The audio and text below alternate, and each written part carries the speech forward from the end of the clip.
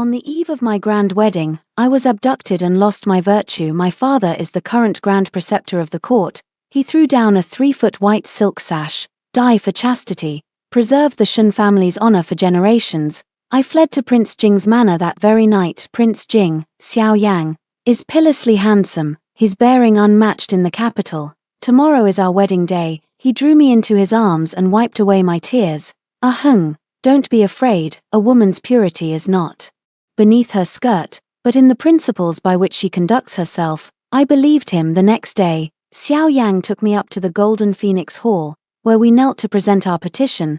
The Shun girl lost her chastity before marriage, tainting the bloodline of the imperial clan. This is the crime of deceiving the sovereign. He turned back to look at me, his smile as faint as the last snow of winter. If your body has been defiled, you ought to die to preserve your chastity. The hall fell silent in an instant. I was struck by a bolt from the blue. Staggering backward, father plopped to his knees.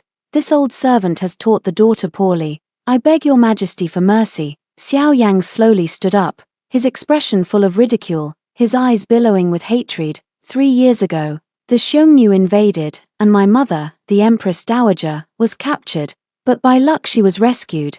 The Qinglu civil officials led by Grand Tutor Shun prattled on about female virtue and chastity, denouncing her as defiled and unworthy to remain the mother of the nation. My mother could not bear the humiliation and took her own life.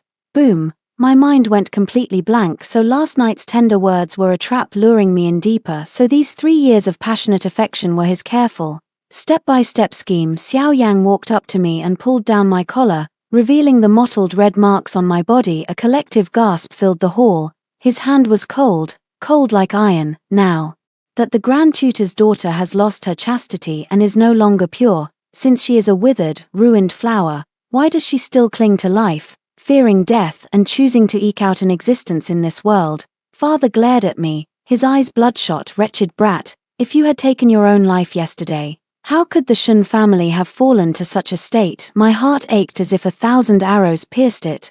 I am the true victim. Why does everyone force me to die? I trembled as I spoke. While the late emperor was alive, he arranged a marriage between the two families. I have the imperial edict upon me. I cannot die so easily. Xiao Yang smiled, the curve of his lips as cool and pure as spring snow.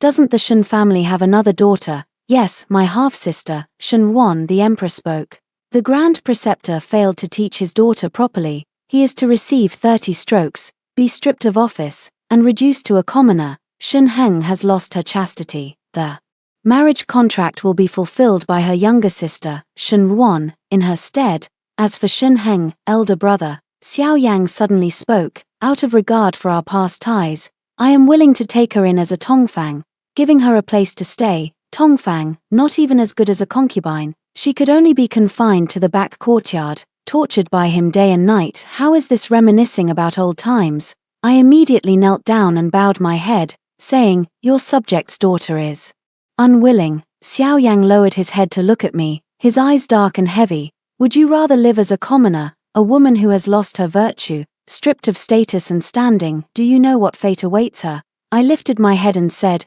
enunciating each word, a woman's chastity is not beneath her skirt, but in how she conducts herself. Your subject's daughter can support herself. At that moment, someone stepped out from the ranks of the military officers. Your subject Hua Jiao humbly requests your majesty's permission to marry the daughter of the Shun family. The entire hall was astonished. Following the voice, I looked over and saw him standing tall and austere like a pine, radiantly heroic. The emperor looked at him. Prince of Zhunbei, do you know that she, I understand, your majesty. Hua Jiao spoke neither humbly nor arrogantly. The foundation of a woman's standing lies not in chastity, but in character. I have long admired Miss Shun, and I do not care about worldly censure. Prince of Zhunbei, Hua Jiao, the Xiongnu all call him the tiger of the northern frontier. 3 years ago, he led 3,000 cavalry deep into the steppe, slew the Xiongnu's Wazianwang, burned their royal court, and shook the northern borders with his might.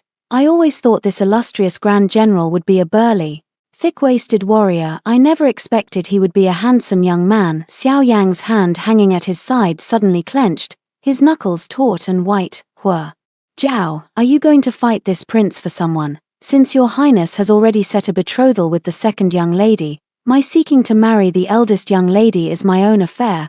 Hu Zhao bowed and said, "Please, your majesty, grant my request." The emperor laughed from above. "One is my younger brother. The other is my right-hand man. Since that's the case, I shall fulfill their wish. Bestow marriage of the eldest daughter, Shen Heng, to the king of Zhenbei, the second daughter. Shen Ruan, is hereby betrothed to Prince Jing." Xiao Yang took a step forward. "Imperial brother." The emperor cast him a glance and pronounced the final verdict. "The wedding will take place in 10 days. 2 On the eve before the wedding, Shen Ruan arrived as a child. She accidentally scalded her face with hot oil and wore a veil every day. Even this wedding dress was paired with a length of red gauze. Elder sister is truly fortunate. Ruined and withered as you are, you can still marry the Zhenbei prince." I couldn't help but laugh. "Chastity, if you think it's heavy, it can crush you to death. If you think it's light, it's not even worth a mouthful of meat. You value it so much because, aside from this, do you have nothing else to rely on?" Her face changed. "Shameless. You've given yourself to someone. You should at least have a sense of shame." I couldn't be bothered to listen to her nagging. "Since chastity is so important, I wish you a lifetime of it, little sister." You see the guests off. 3 The wedding day. Drums and gongs thundered as 2 bridal sedans set off together. Suddenly, the sedan lurched violently. Runaway horse, screams and the sound of footsteps blended together. Moments later, the drums and gongs started up again. No one knew how long they had gone before the sedan stopped. With a red veil over my head, I was helped down from the sedan chair and led into a room. I sat down on the edge of the bed. After a while, the door was pushed open. Footsteps approached from a distance and stopped in front of me. "Ah, Ruan, you're here." I instantly clenched the wedding veil in my hand. It was Xiao Yang's voice. "The place I've come to is actually the Prince Jing's manor." When we left, the bridal sedan was jostled, and Shen Ruan and I were sent to the wrong place. Beneath the bridal veil, a pair of cloud-patterned brocade boots came into view, and the scent of aloeswood drifted over. He held a jade ruyi, as if to lift my veil. I hurriedly drew back, holding my breath. He let out a low chuckle. "Afraid I'll see the wounds on your face? Have you forgotten, when we first met, you said, if a woman does not serve others with her looks, why should she fret over her appearance?" Every word exploded in my ears like a thunderclap. He sat down beside me and spoke gently as he recalled the past. 3 years ago, when the Xiongnu invaded, I was ambushed while leading my troops to defend the emperor. The whole unit was poisoned. Passing by Shen Garden on the outskirts of the city, you saved me. The poison left people weak and helpless, and the military dispatches couldn't be delivered. You rode out through the enemy lines and brought us reinforcements. The scent of agarwood came closer and closer. Even through the bridal veil, I could feel his burning gaze. "I, this king, have never seen a woman like you."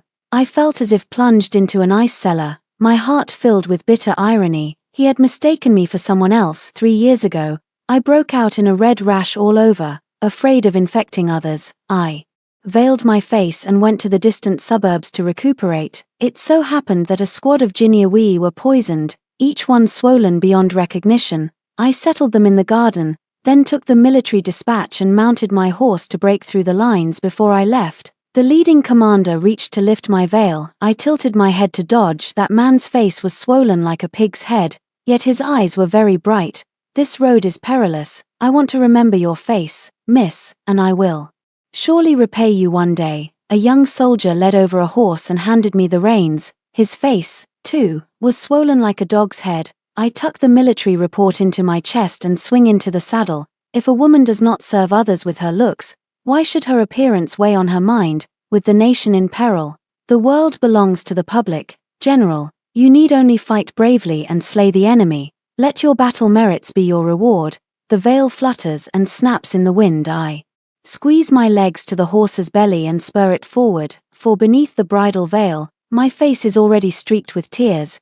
"Don't worry, though I set a trap to topple the Shen family, you are blameless. Since you've entered the Xiao residence, I will never let you be wronged." So it was all part of his scheme. My first stirrings of love, my secret devotion, my abduction and loss of chastity, my humiliation in the Golden Hall. Every move was a piece he had already placed on the board, and the one he loves is my paternal half-sister. Not dragging the innocent into this, Then what am I? My silent tears soaked through the red fabric. You've been with Shen Heng for 3 years, did you ever truly love her? My voice was hoarse, and he couldn't tell it was me. Xiao Yang fell silent for a moment. In that moment lay the last shred of hope in my heart. Never, he said. She burned your face and humiliated you, so vicious. How could I ever treat you sincerely? I closed my eyes and let the hot tears pour down. Shen Wan's face was scalded in childhood when she knocked over hot oil herself.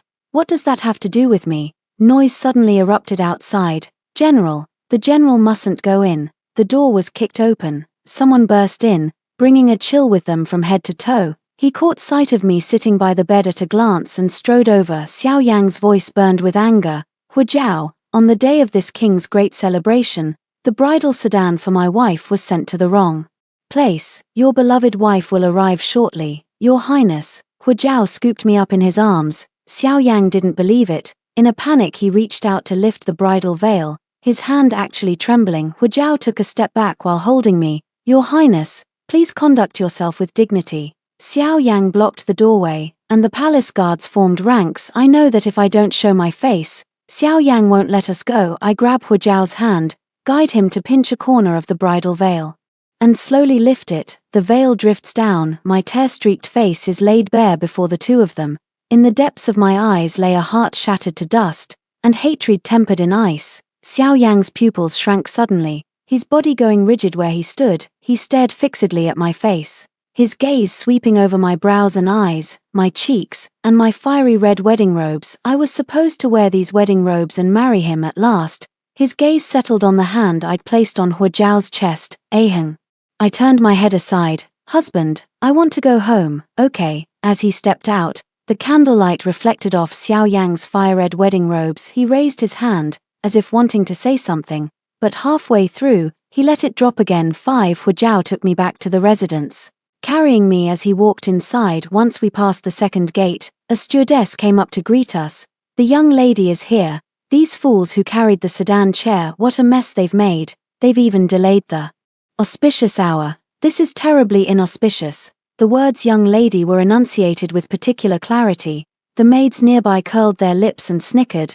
My affairs had stirred up quite a commotion in the capital, so these maids and old servant women didn't regard me as a proper mistress of the household. Hujiao stopped in his tracks. What's your name? My name is Ju. Hujiao nodded. Pack your things. We leave the residence in 1 hour. The old woman's legs gave way, and she knelt to beg for mercy. You called her girl because you think she's not worthy to be the mistress of this house.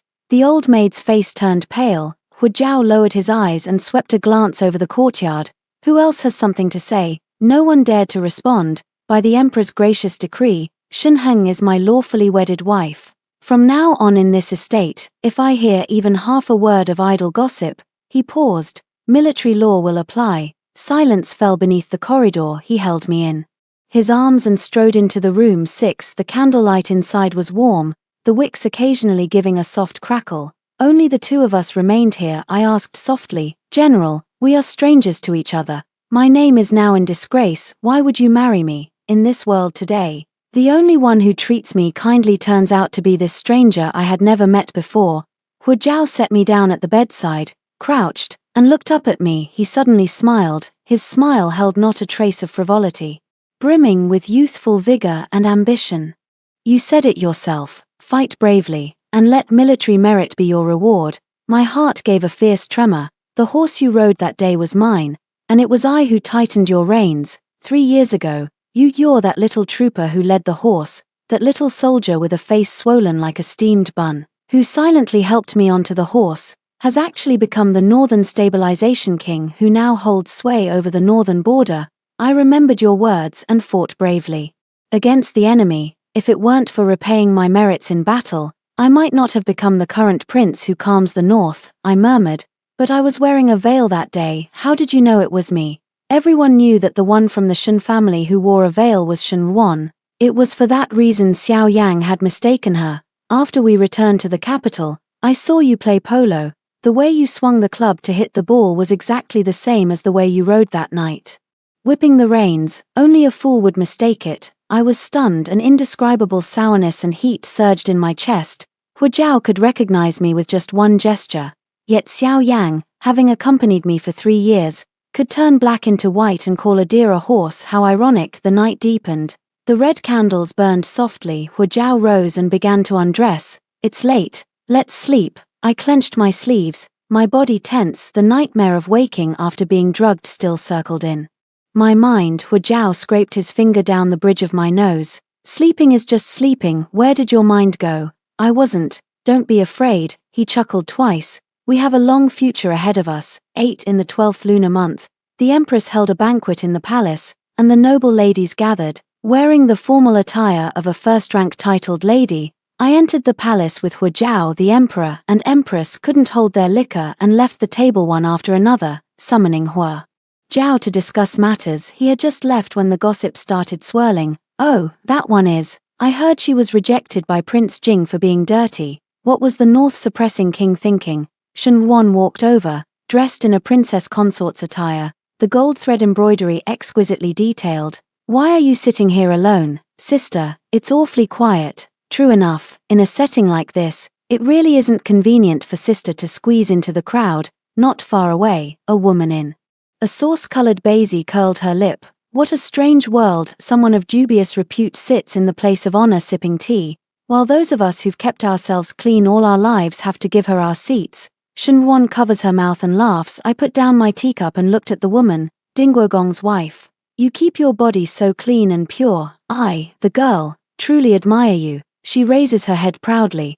But while you guard your chastity like jade, Dingguogong over there keeps on indulging in lean horses one after another. I hear he has fallen ill, wandering for doctors and remedies everywhere. The madam shares the courtesans with all of you skinny horses. I wonder whether that chastity will get discounted. Her face flushed bright red. You, Shen Yuan hurried to smooth things over. Madam, don't be angry. My sister has always been quick-tongued. My sister says chastity is something. If you think it's important, it's important. If you think it's trivial, it's trivial. She looked at me with a bright smile. I suppose it is because my sister despises her chastity that she degrades herself and gives herself away to others. I swallowed a mouthful of tea. You needn't worry about what kind of person I am. But saying giving oneself away is degrading oneself is very disrespectful to the late Empress Dowager. Don't say it again. I signaled for her to turn around. Your husband probably wouldn't like to hear it. Shen Yuan turned back in a panic. Xiao Yang had arrived at some point and was staring at her coldly. Shen Yuan's face went from red to white. Husband, I didn't mean. Shut up, I sneered inwardly. When it comes to his mother, even his white moonlight loses its power. The tea had gone cold, and Huajiao had returned. What were you talking about just now? He swept a glance around the hall, looking at those who hadn't had time to withdraw their gazes. No one dared to answer. Huajiao let out a cold laugh and raised his voice. Eheng, do you know why men insist on teaching women to guard their chastity? I was taken aback, because 99% of men can't cut it. These weaklings are afraid that once women gain some experience, their own shortcomings will be exposed. My husband is the exact opposite. I only fear others feeling inferior. I couldn't help but snort with laughter. The strange thing is, some women even rush to hoist up this memorial arch. Do you know why? I played along. I don't know. Please enlighten me. Husband, because these idiots, unable to fill their own bellies, want to overturn other people's tables. I laughed until my shoulders shook. The whole hall fell silent. Everyone's eyes couldn't help drifting to those gossiping matrons and their useless husbands. The Duke of Dingguo was furious, but couldn't retort. He couldn't very well dig up the truth to shame himself. Huajiao snorted coldly. I don't hit women, but I'm very good at hitting men. He swept the room with a cold look. If I hear anyone whispering about my wife again, I'll pay them a personal visit and teach them a lesson. Then he squeezed my hand. Let's go home. As we reached the door, I glanced back. Shen Yuan's face was pale, Xiao Yang's face black as the bottom of a pot, the wine cup in his hand clenched tight. I turned away. The moonlight outside was truly beautiful. Outside the palace gardens, a carriage rolled up. Huajiao was about to help me into it when a young eunuch hurried over. Your Highness the Prince of Zhenbei, His Majesty requests your presence. There is important business to discuss. Huajiao nodded to the coachman. Take my wife back to the residence first. Yes. The wheels rolled slowly, then stopped suddenly around the corner. The coachman's voice came through. Prince Jing. My heart sank. The curtain was lifted. Xiao Yang stood outside, hands behind his back, moonlight falling on him, clear and refined like snow between pines. "Get down," he said. I didn't move. "I can also get in," he added casually, as if remarking on how fine the moonlight was tonight. I stepped down from the carriage and stood opposite him, 3 paces apart. He looked at me as if appraising an old object. "Are you doing well?" Before I could answer, he chuckled to himself. "You must be living in marital harmony, smiling and in good spirits. If the prince has something to say it plainly." That day in the Golden Hall, Hu Jiao requested the imperial edict for marriage, claiming he had admired you for a long time. The corner of his mouth lifted slightly, but his eyes were icy. Who would have thought? Miss Shen has been engaged to me for 3 years, and right under my nose she and Hu Jiao carried on in secret, their feelings deeply rooted. In what capacity does the prince ask me that? If as a brother-in-law, filial order prevails. It's not your place to question your elder sister. If as Prince Jing, I am the wife of the Prince of Zhenbei, bearing a first-rank title, and need not answer. His gaze was calm as still water, deep as an icy pool.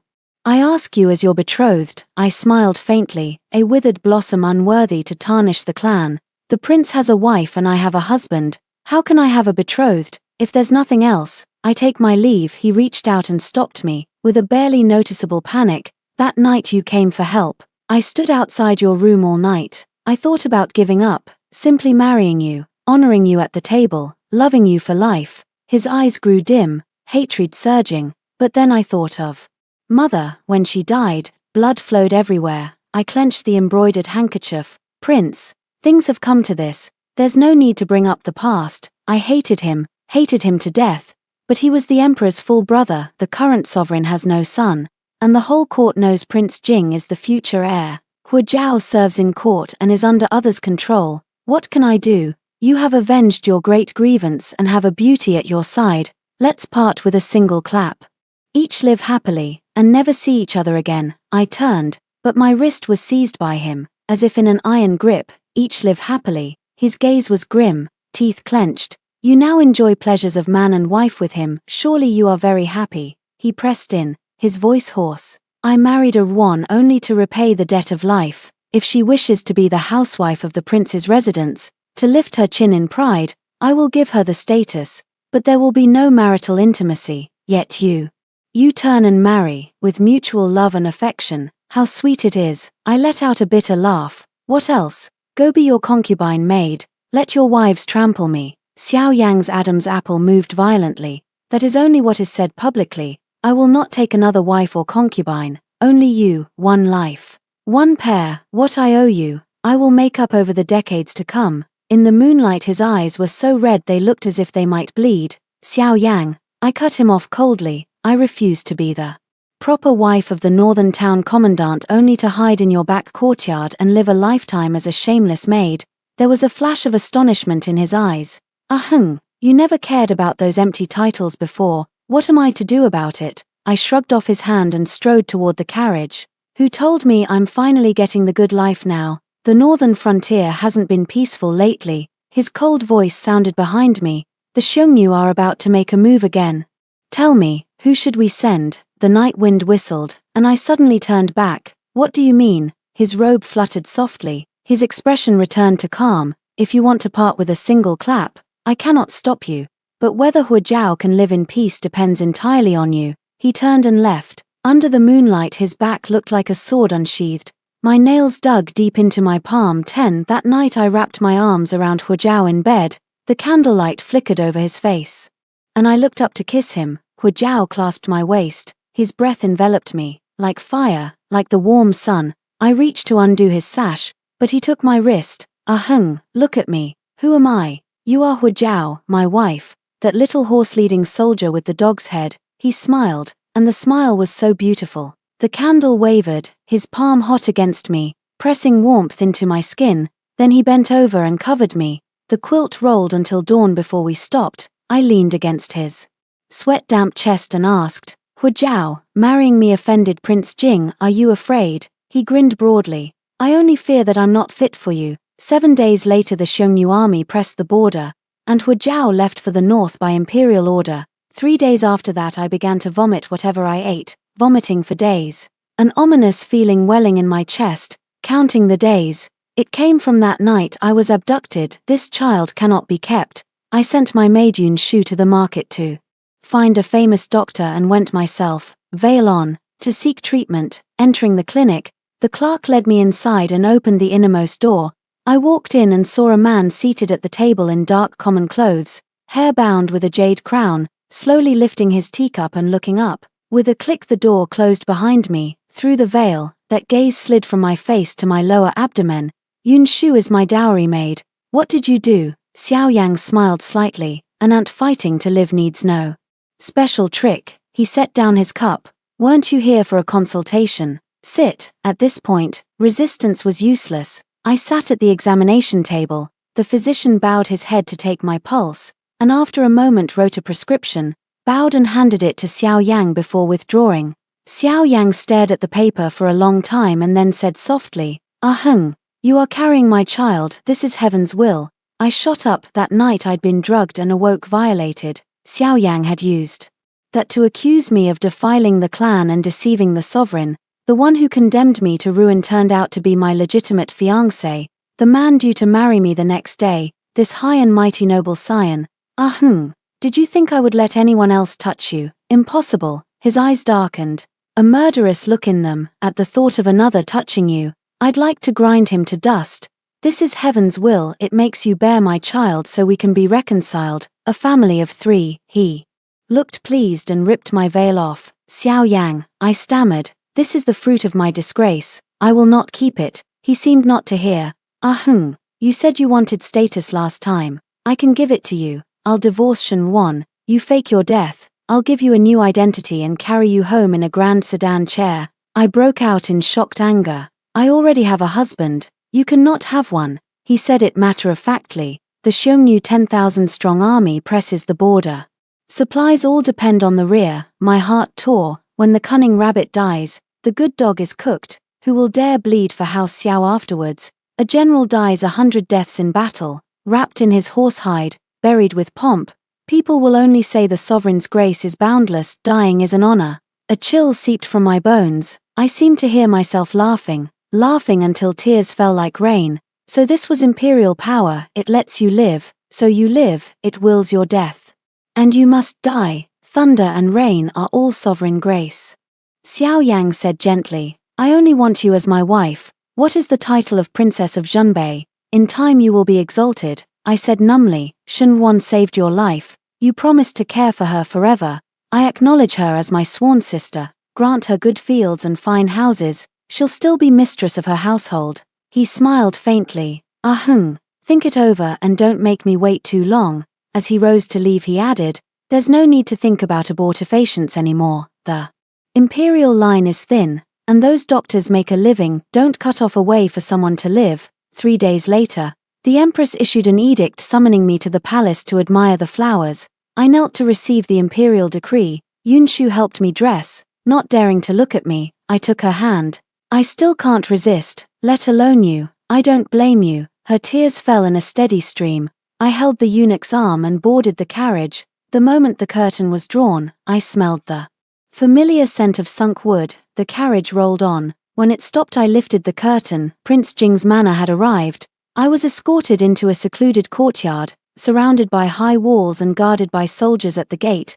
The old women and maidservants in the yard tended to every need, and a physician came daily. On the first day, I smashed the food brought to me. On the second day, I didn't take a drop of water. On the third day, Xiao Yang arrived. He looked at the untouched food on the table, his brow slightly furrowing. I leaned against the headboard, too listless to look at him. He reached out to feel my forehead. I turned my head away, and his hand froze in midair. Today we received a battle report from the northern border. He said, Huajiao has won 3 consecutive engagements.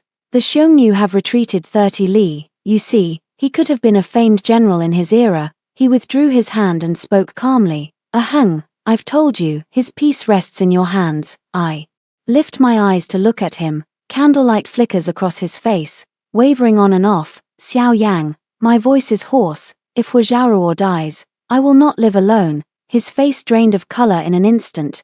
You used to say that a woman should stand on her own and never sacrifice herself for duty. Yet now you are willing to die for a man." He was both angry and astonished. Hu Zhaomiao fought fiercely on the frontier, only then earning the people's smoke of cooking not to fade. If he dies because of me, I can only repay with my life. I let out a soft laugh. I'm not dying for love of him, I'm dying for my own heart. Xiao Yang pinched my chin, his eyes bloodshot. Have I, who loved you deeply for 3 years, no weight against his marrying you for 1 month? I taunted as I met his eyes. 3 years of false affection can't compare to 1 month of sincere devotion. When Hu Zhao married me, I was ruined and disgraced, mocked by everyone. He did not fear the rumors, he sheltered me between heaven and earth. Xiao Yang, I looked him straight in the eye with contempt. Even your proposal requires me to fake my death and change my name, afraid that marrying a defiled woman would tarnish your highness Prince Jing's good name. Xiao Yang's Adam's apple bobbed, his voice hoarse. I have never cared about those things. Having you feign death was only to steady the troops' morale at the front. Right, the troops' morale at the front. I let out a cold laugh. Hu Zhao shed blood fighting the enemy on the northern border while you enjoyed the fruits in the rear, and you even imprisoned his first wife. He is upright and honorable, open and aboveboard, while you harbor sinister intentions and conceal wicked schemes. How dare you be mentioned in the same breath as him? His eyes were rimmed in red. Under the weight of his hatred, they seemed to glisten with moisture. In the next instant, he bent down and pressed over me, with the scent of sinking water incense.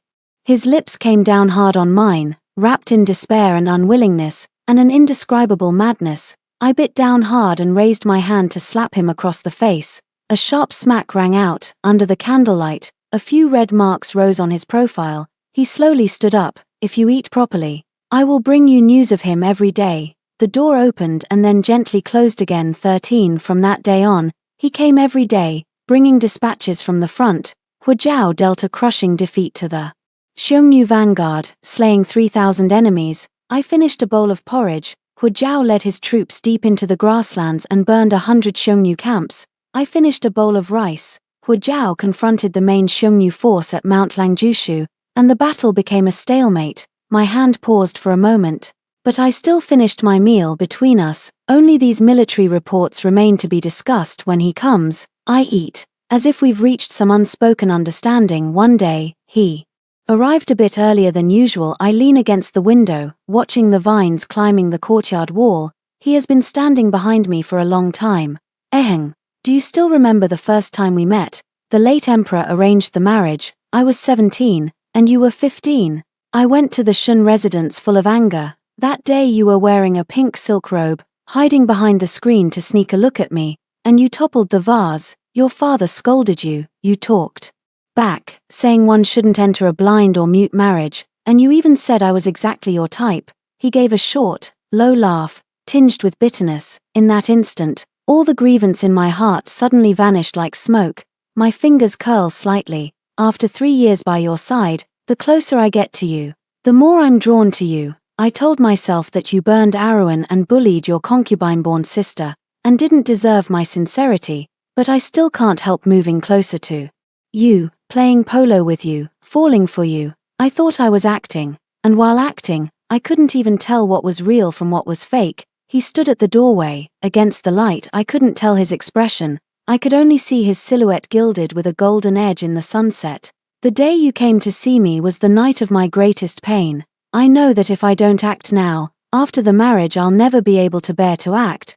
But I didn't expect you to run away. I didn't expect to marry you. I didn't expect, he choked up, I didn't expect you to truly fall in love with him. It feels as if a blunt knife is slowly slicing through my heart. Aheng, ever since the day you married Hu Zhao, I have regretted it every single day. He took a step forward, then stopped. I regret hurting you that night, regret taking you to the Golden Hall, and most of all regret not having the wedding we were meant to have. The sun set, and the room grew dim. We stood like that, 3 steps apart, neither of us moving. After a long while, I said, Xiao Yang, you should go. Besides the military report, we have nothing to talk about. 14 The next day, I was spacing out by the window when the door was suddenly pushed open. It was Shen Wan who came in. How rare. Aside from Xiao Yang, it's been a long time since this little courtyard had a new visitor. Shunwan looked around. Elder sister, how carefree you are. This courtyard is even more spacious than the one I live in.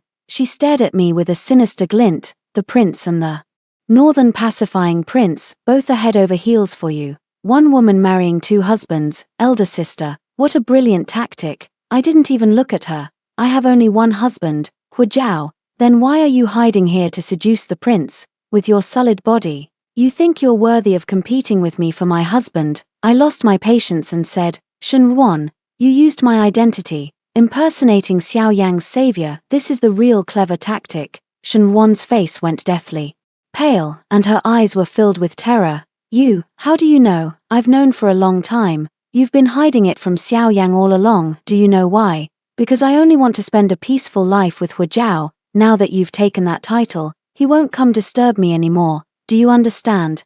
Shunwan's eyes surged with turbulent waves. After a long moment, she bit her lip and said, the palace has sent word. The wife of the prince who guards the north fell suddenly ill and died abruptly in the palace. The Hua family is already arranging your funeral. I sprang to my feet, my voice trembling. You're lying. Just the day before, Xiao Yang was still speaking to me properly, perfectly polite. How could he suddenly tear off the mask, erase my identity, and turn me into a living dead? Shunwan stomped her foot. It's true. The news is just temporarily sealed off from the front lines. If you don't believe me, I'll take you to see for yourself. I changed into Shunwan's maidservant clothes and got into her carriage. The carriage threaded through the streets and alleys, turned a corner, and the plaque of the Hua residence suddenly came into view. My breath suddenly caught. In front of the vermilion-red door, two white lanterns hung high, white paper with black characters, bearing the large character for condolence or mourning, Duan. The entire mansion was quiet as a tomb. My nails sank deeply into the palm, drawing blood. Yes, I am dead from this moment on. There will be no Shunheng in this world again. I fixed my gaze on those two white lanterns, fixed on the door that Hujiao carried me through when I got married. There's no going back. Hujiao is still at the front lines, and he doesn't yet know that his wife is dead. If he finds out, what will he do? Tears fell in a steady stream. 15 That night, Xiao Yang came again, his expression extremely grim. He must have already found out that I went to the Hua residence. I lie on my side on the couch, the pillow long since soaked. Xiao Yang, take Shunwan to go riding. My voice is as light as a feather. Ask her what reward she demanded when she saved you back then. Xiao Yang's pupils shrank abruptly, his face full of startled uncertainty. Eheng, how would you know? Go ask. I closed my eyes. Get the facts straight. Then come see me. The sound of footsteps faded away in a jumble. An hour later, the door was slammed open. Xiao Yang walked in with his head lowered, moving slowly, his eyes rimmed red. She can't ride a horse. She said she never learned riding or archery. I looked at him quietly. I had cried for so long that my vision was already blurred. His voice was trembling. I asked her what kind of repayment she had asked for back then, and she said she only wished to give herself to me. I laughed aloud until I was hoarse, tears streaming down my face. Idiot, because you picked the wrong person. I looked at him and said, enunciating each word, I say, with the nation in peril, the world belongs to the public. A general should fight bravely to kill the enemy and repay with military merit. The color drained from his face in an instant. I want you to repay me for the common people, for the frontier soldiers, for the innocent civilians trampled under the Xiongnu's iron hooves. But what are you doing now, Xiao Yang? I glared at him with hatred, my eyes nearly splitting. You stabbed Hujiao in the back, chilling the hearts of the soldiers at the front. He fought bloodily in the northern border, resisting foreign enemies, while you schemed and connived at the rear, driving his first wife to death. I shouted in hatred. Had I known, I would never have saved you in the first place. He staggered back as if someone had thrust a dagger into his chest. Aren't you the one who asked when Hujiao and I started our secret dealings? On the Golden Throne Hall, that was the first time I met him. He admires me, because on the day we broke through 3 years ago, he was the little soldier holding the horse. See, even his taste is better than yours. The gap between you two is far more than the difference between clouds and mud. I looked at him with disdain and walked closer. Step by step, Xiao Yang froze in place, as if his soul had been pulled out. I wrapped my arms around him, drew a dagger from my sleeve, and stabbed hard. 16 He didn't dodge. Blood gushed from his shoulder, staining his dark robe red. Aheng, he softly called my name. Feel Better now, I glared at him. He took another step forward, the dagger plunging in deeper. A drop of blood falls to the ground drop by drop. He wiped away my tears. Ahang, don't cry, it's my fault, I'm sorry. Footsteps came from outside the door, assassins. The door was kicked open, and a squad of guards rushed in. Blades drawn and aimed at me. Xiao Yang whipped around and stepped in front of me. His blood was still flowing, staining half of his clothes red. Get out. The guard was stunned. Your Highness, she attempted an assassination. I said get out. The captain of the guards clenched his teeth and waved his hand, and everyone withdrew. The door closed. Xiao Yang turned around, his face drained of all color. Let's go, he said. Let's go to the northern frontier to find him. I can't believe it. What? He took a token from his waist and handed it to me. There's a horse ready at the back gate. Break out, it shouldn't be hard. He held my hand one last time, on the day of our wedding.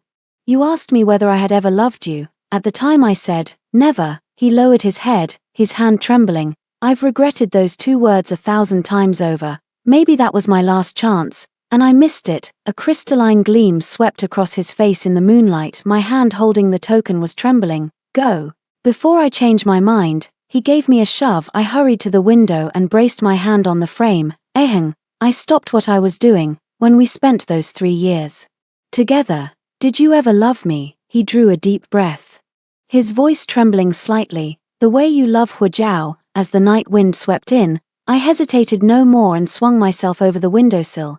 Goodbye, Xiao Yang. 17. 3.5 years later, the Xiongnu suffered a crushing defeat, retreating to the north of Rouge Mountain, and would not dare to invade again for 100 years. Huajiao was granted the title Grand General who stabilizes the north, becoming the first non-imperial clan prince to guard the border. He was given fiefs to be inherited forever without interruption. We went to the capital to receive the enfeoffment. In these years, I followed Huajiao in the northern frontier, riding horses and shooting arrows, watching the lone smoke of the desert and the setting sun over the long river.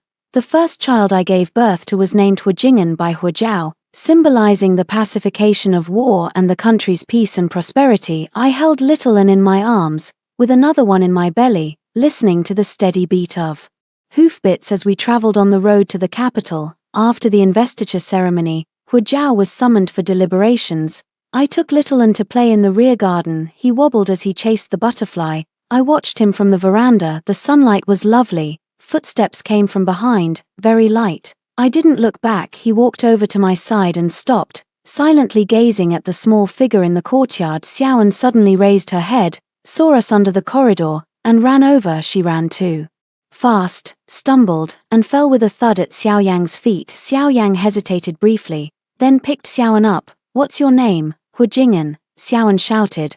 My father is Huajiao, the great general who pacifies the north. Huajing'an. He read it once, his voice trembling slightly. How old are you? 3.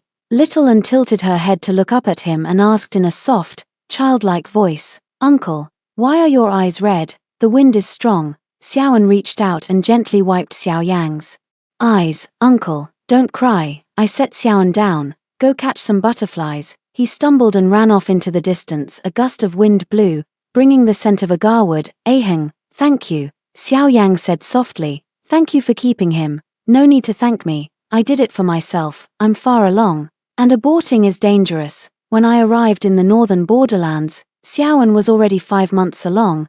The doctors said that forcing an abortion would be life-threatening. Besides, Huajiao said, this is my child too, and he will treat him as his own. Xiao Yang didn't speak for a long time. A long while passed. You being with him is really good. I'm indeed not as good as him. 18. Daddy. Little An caught a butterfly and ran toward us happily. Xiao Yang trembled almost imperceptibly and stepped forward. Taking just 2 steps, Xiaoan passed him and threw herself into Huajiao's arms behind him. Father, you've been gone so long. Xiao Yang's body suddenly froze. Huajiao picked up Xiaoan with one arm and nodded to Xiao Yang. Your Highness, long time no see. General, long time no see. Huajiao took my hand with his other one. Your hand is so cold. We walked out of the garden. Xiaoan lay on Huajiao's shoulder and waved a hand behind them. Goodbye, uncle. The sunlight was beautiful. None of us looked back. 3 years later, the late emperor passed away. Xiao Yang ascended the throne. With the era named Qingping, the Qingping emperor governed diligently, but the harem remained. empty, and he had no children in his lifetime. Hu Jing'an, the eldest son of the Prince of Zhenbei, was adopted into the palace at the age of 12 and established as crown prince. The censorate's pure stream erupted into an uproar. After all the commotion, they could neither outweigh Emperor Qingping's will nor contend with the Prince of Zhenbei, and could only give up. The crown prince is exceptionally intelligent and accomplished in both civil and military arts. He served as regent at 15 and ascended the throne at 20, established the prosperous Kaiping era, end of text. The first story ends here.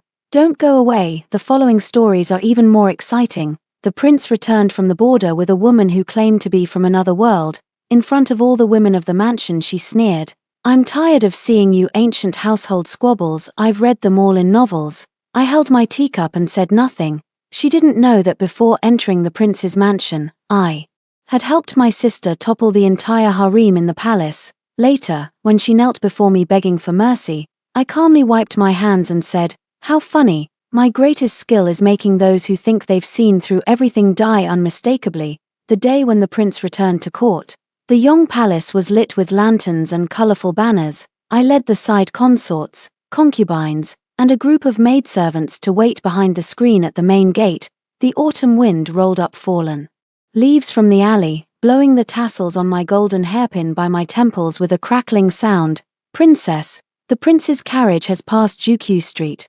The maid Silky Fragrance stood on tiptoe to take a look, then ran back to report. I only hummed softly, not moving an inch. The side consort he next to me pressed her lips with a silk handkerchief, her voice neither loud nor soft. "I hear the prince has brought a girl with him this time." No one answered. The servant Li bowed her head. Staring at her own slippers, the Wang servant girl gripped her handkerchief tightly. I swept my gaze around in the periphery, taking in everyone's expressions. Silky Fragrance adjusted the front of my robe and spoke in a lowered voice with concern. "Princess, it's windy outside, and you've only just recovered from your illness." "It's nothing." I truly meant it. "The most fearsome thing for the Shun family's daughter is waiting." A quarter of an hour later, the neighing of horses came from the alley, clanging iron armor, heavy bootsteps, and then the head steward Liu Fuzhong of the prince's residence spoke in full vigor. "The prince has returned to the house."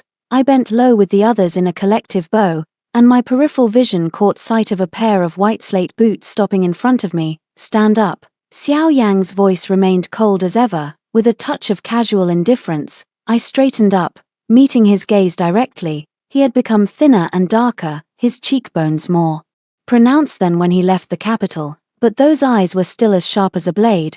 "Welcome back, Prince. I hope your journey wasn't too hard." I slightly bowed, speaking as ordinarily as today's weather. He answered, shifting slightly to the side. It was at this moment that I noticed the woman standing behind him. She wore a moon-white robe, of the kind not woven in Zhongyuan, her hair casually bound with a silver hairpin, a few stray strands framing her face. She wasn't unattractive, slim eyes, peach-cheeked, but her gaze was unlike any other woman in the residence, bright. As if she stood on a stage, looking down at the audience below. She did not bow. All the women in the residence lowered their heads, except for her, who stood straight and tall, her eyes scanning over our faces with a scrutinizing, even superior look. Xiao Yang didn't seem bothered by this, and calmly said, "This is A Yarrow, the prince's lifesaver. She will live in the residence from now on. You all must take good care of her." Lifesaver. 4 words were spoken, and his side concubines' eyebrows twitched barely perceptibly. Li's fan tightened further, and even the usually blunt Wang servant girl looked up at this woman. I smiled faintly. "The prince may rest assured, I will arrange everything properly." The woman named Ayaro finally fixed her gaze on me, sizing me up from head to toe, her lips tilting slightly, as if she'd seen something amusing. "Are you the princess?" Her tone had no respect at all, more like she was confirming irrelevant information. Silky Fragrance's face changed slightly. I raised my hand to hold her wrist, and nodded toward Ayao. "Exactly. You've endured a long journey. I've had someone prepare a Western Wing's guest room, with fresh bedding. You can rest for now." "Western Wing?" Ayaro frowned. "No need, I'd rather stay next to the prince." There was a moment of quiet in the courtyard. His side concubine's eyes widened. Li's servant gasped. Even the usually dull Wang servant girl looked up at her. I kept my expression steady, turned to look At Xiao Yang, a hint of awkwardness flashed across Xiao Yang's face, and he cleared his throat. Ayaro is straightforward in temperament. Please be more tolerant, princess. Let her stay in the main eastern guest room, closer to me. Very well, I nodded, with no trace of displeasure. Silky fragrance. Go and rearrange the eastern wing, lay down good silk-filled quilts, and add 2 brazier sets. Ayaro cast me a glance. Clearly reading the intention in my eyes, she probably thought I was putting on a show of magnanimity, and her heart was gnashing with fury. I lowered my eyes, concealing all emotions. In the first 3 days after Ayao moved in, she was relatively well behaved. I had Chunxiang send over 4 sets of new clothes, 2 boxes of jewelry, and 4 maids and 4 old women to attend her. She accepted them without saying yes or no. Each day she slept until the sun was high, strolled once around the courtyard, then went to the study to find Xiao Yang. Xiao Yang had suffered a defeat at the border this time and was nearly surrounded by the enemy. It was Ayao who, by some means, saved him. Xiao Yang didn't elaborate on the details, only vaguely mentioning that Ayao is fairly versed in odd arts. I had people investigate. Reports from the border said this woman suddenly appeared in the camp, claiming to come from the mountains and knowing some unorthodox methods. She used gunpowder to blast open the mountain wall along the enemy's supply route, causing a landslide that allowed Xiao Yang's men to escape. Gunpowder, that was interesting. But I was not in a hurry. There were more than 20 people in this mansion, each with their own schemes. I had seen too many who thought themselves clever, only to be undone in the end by a single thing: haste. On the 4th day, Ayao came to find me of her own accord. She didn't send a servant to announce her arrival. She simply pushed open the main courtyard door and walked in. At that moment I was balancing accounts with the housekeeper, the beads on the abacus clicking loudly. The princess truly is virtuous, she said, leaning against the doorframe, arms folded, a note of mockery in her voice. Busy with these trifles first thing in the morning, I set the account book aside, motioned for the maids to leave, and looked at her with a smile. Miss Ayao, what is it? She came in and sat opposite me, crossing one leg over the other. That posture would be impossible to see on any woman in the estate, too coarse, but on her it somehow conveyed an inexplicable air of righteous assurance. I have something to tell you. She looked me straight in the eye. Please go ahead, I know what you're thinking. Her fingers tapped the table, tap tap tap, one beat after another.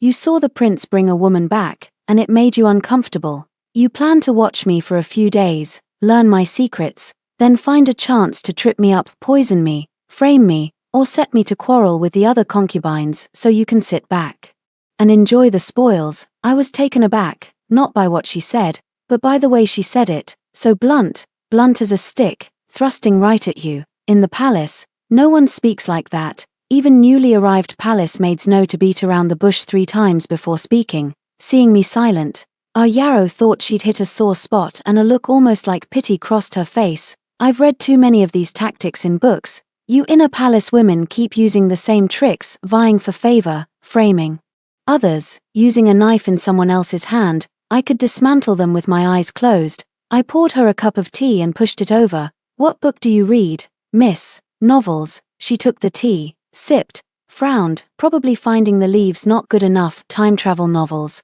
palace intrigue and household scheming.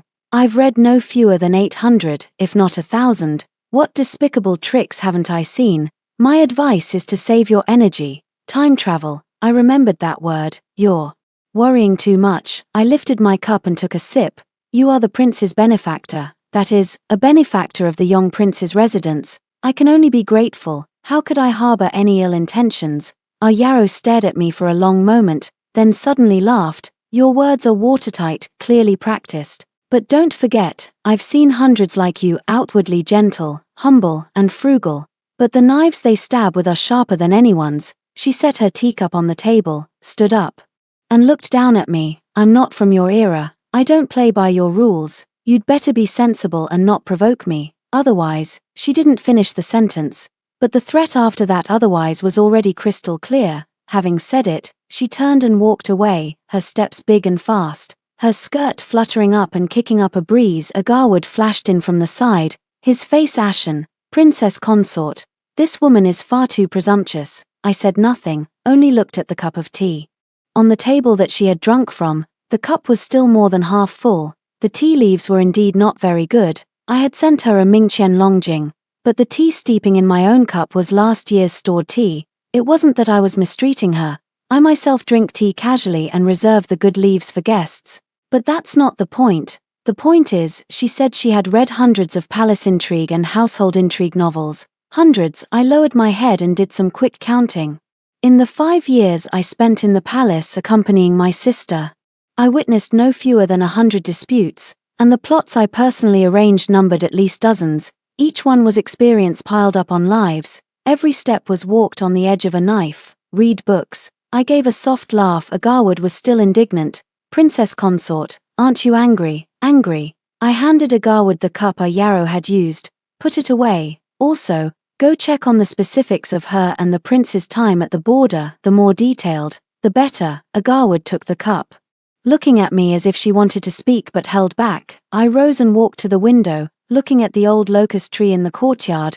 The autumn wind blew and yellow leaves fluttered down. Agarward, I suddenly asked, do you think someone who has read hundreds of cookbooks can cook? Agarward was momentarily stunned. Of course not. No matter how many recipes you read, if you don't actually cook it's all for nothing.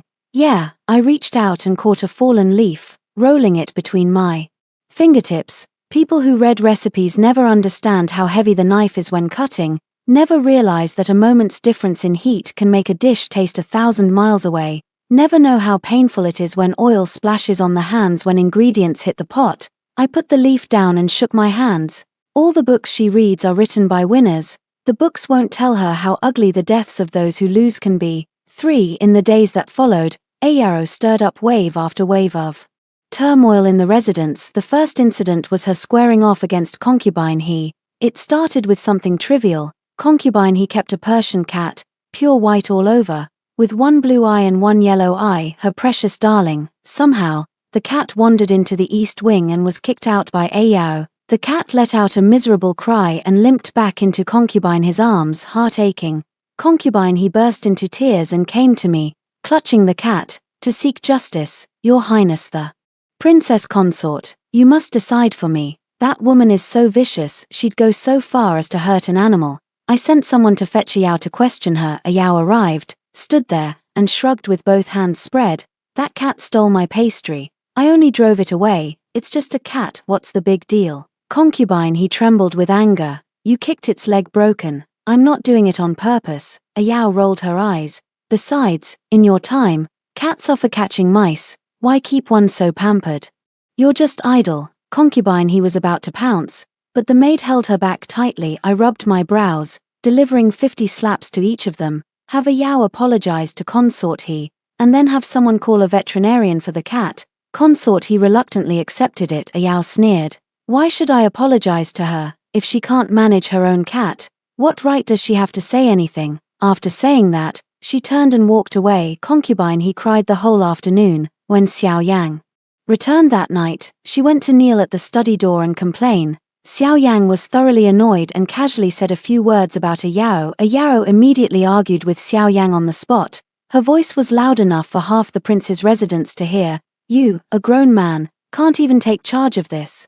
A mere concubine dares to file a complaint. You're far too weak to be a prince. Xiao Yang was so choked he couldn't get a word out. I heard this retelling while I was trimming a pot of asparagus fern. The scissors paused in midair and only fell after a long moment. Interesting. I clipped off a dead branch and said to Chenxiang, she's not arguing with Concubine He, she's testing the waters. Testing what? Testing His Highness's limits, to see how much he's willing to tolerate from her. Chenxiang nodded, half understanding and half not. The second matter was that Yao started reforming the servants in the residence. She felt the maids in the residence were too pitiful.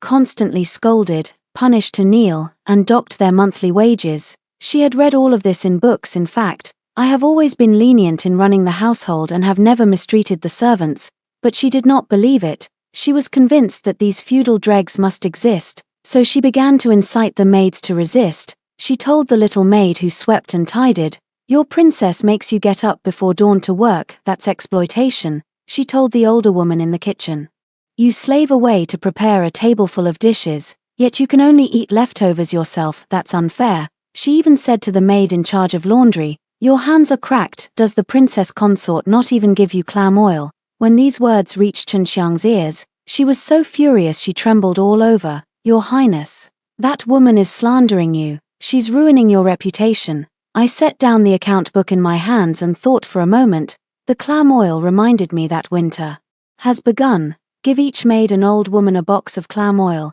and also 2 taels for coal, Your Highness. Go. I waved my hand. Also, have Liu Fu bring out the household rules booklet and read it aloud to all the servants, line by line. How much monthly pay, how many days off, what punishments for mistakes. Put it down in black and white so it's clear to see. Let them read for themselves whether I have mistreated them. Chen Xiang took the order and left. This tactic really worked. The servants in the residence listened to the rulebook and realized their treatment was better than that in many big households outside.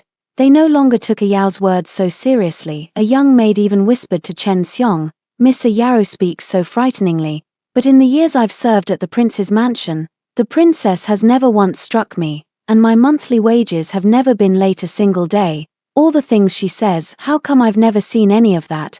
Chen Xiang came back and recounted it to me. I smiled. This girl doesn't understand one truth: people's hearts can't be won by rhetoric. Promising grand things is no match for the 2 taels of silver you hand someone in their palm.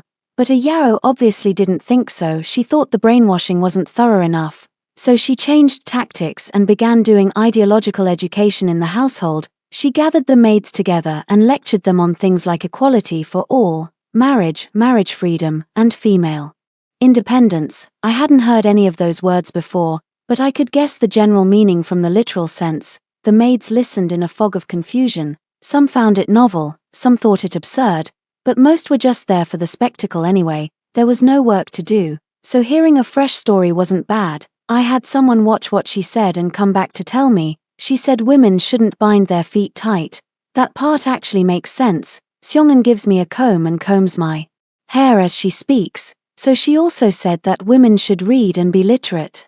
Not just circle the stove. Is there more? She said, marriage should be a match between 2 people who love each other, not determined by parents' orders or matchmakers' words. She also said that a man having 3 or 4 wives is wrong. There should be 1 husband and 1 wife. I looked at my face in the bronze mirror. 26 isn't old, but there are already some fine lines at the corners of my eyes. All these years I've been running the prince's household, with everything inside and out passing through my hands. I do come off a bit more seasoned than my peers. 1 husband, 1 wife. I repeated the 4 words and found it a bit funny. She said that to His Highness. He did. Chen Xiong's tone turned subtle. After the prince listened, he was silent for a long time, and then the prince said, Yao, what you're saying works where you're from, but this is young prince manner. I closed my eyes and let Chen Xiong continue combing my hair. Miss Yao got angry and called the prince a relic of feudalism and a male chauvinist. The prince didn't understand those 2 terms, so she spent a long time explaining them. In the end the prince said. Chen Xiong paused. What did he say? He said, Yao, the things you want, I cannot give you. If you cannot get used to living here, I'll send people to escort you out of the mansion, provide you with a house and land, and let you live freely on your own. I opened my eyes. This is the real Xiao Yang. He's the kind of person who hates trouble the most. When a woman talks to him about monogamy, his first reaction isn't to be moved, but too troublesome. Better to send her away. Miss Yao burst into tears after hearing it.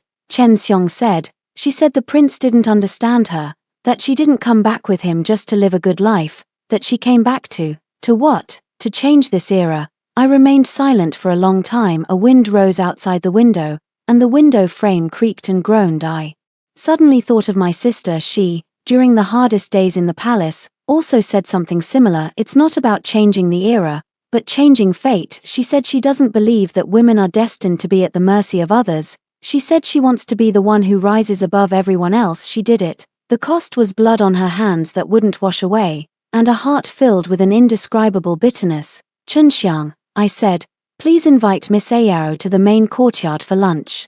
Tomorrow, just the 2 of us. Chen Xiang paused. Princess consort, you want to, just a meal? I smiled. She's been here for days, and I haven't had a proper talk with her yet. For at noon the next day, Yao arrived. Today she was wearing the clothes I had someone make for her, a lotus pink bay paired with a moon-white long skirt. This color is picky, but her skin is fair, and it actually looks good on her. She was clearly not used to this kind of outfit, though. As she walked, she kept unconsciously tugging at the collar, as if it were choking her. What do you want with me? She sat down with a thump, picked up her chopsticks and shoved a piece of braised pork into her mouth. I poured her a glass of wine. It's nothing important. You've been at the household these past few days. I've been busy and haven't had a chance to talk to you properly. Now that I have a moment, I'll treat you to a meal to make amends. Make amends? She chewed the meat and said unclearly, you haven't offended me. You are the prince's benefactor. I should have hosted you myself, but I've postponed it until now. That is my shortcoming. She glanced at me, didn't say anything, and picked up another piece of pork rib. I slowly laid out the dishes for her, casually chatting about everyday things. I asked where her hometown was, who else is in her family, what she likes to eat, and whether she's afraid of the cold. At first she was guarded, answering only briefly to my questions. Later, seeing my friendly attitude, she gradually relaxed. My home is a very, very long way away, she said. I can't go back. You must miss it terribly. What good is missing it? She took a swig of liquor and winced from the burn. The alcohol here is terrible, so hot and astringent. This is the army's baijiu. The prince likes this. I swapped her a cup of fruit wine. Try this one, it's sweeter. She took a sip and her eyes lit up. This is good. If you like it, I'll have someone send a jar over. She put down her wine cup and suddenly looked at me seriously. Princess, are you trying to bribe me? I chuckled. A jar of wine and you call that a bribe? You don't understand. She shook her head, her expression growing somewhat complicated. In our place, gifts like this always have a purpose. You give me a jar of wine, and one day you'll ask me to do something. I put down my chopsticks and looked at her seriously. Miss Yao, you say you've read many books and understand many principles, but I think you may be looking at people's hearts too simply. What do you mean? You assume that everyone does everything with ulterior motives. You think behind every act of kindness there is a hidden trap. I paused. Have you ever thought maybe some people simply want to be good to you? She was stunned. I picked up a piece of Osmanthus cake for her and put it on her plate.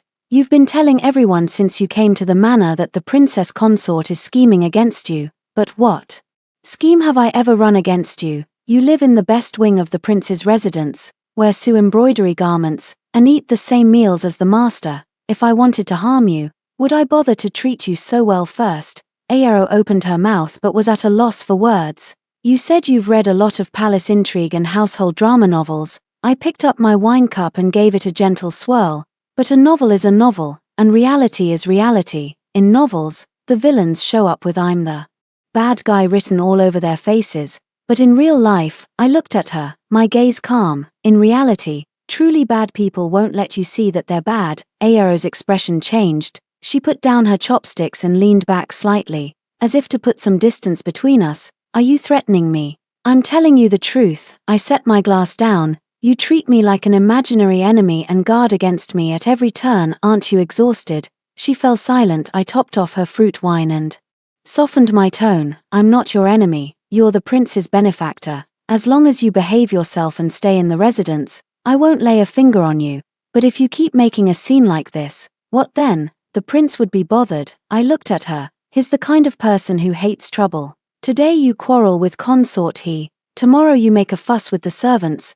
The day after you go on about one husband, one wife. How long do you think he can put up with that? Ayaro's lips moved but she didn't make a sound. When he says he'll send you out of the residence, it's not just hot air. I picked up the chopsticks and picked up a leaf of greens. He really is considering it. It's just that, since you saved him at the border, he feels awkward bringing it up. You're lying. Her voice dropped, but she was still forcing herself to hold on. He treats me differently. I glanced at her and didn't press further. Some things don't need to be spelled out. She understands them herself. By the end of the meal, Ayao had grown much quieter. As we were leaving, she stood at the door, looked back at me, and seemed about to speak but held back. Princess consort, you're not quite what I imagined before. I smiled. You're not quite what I imagined before, either. She seemed about to ask, what did you think of me before?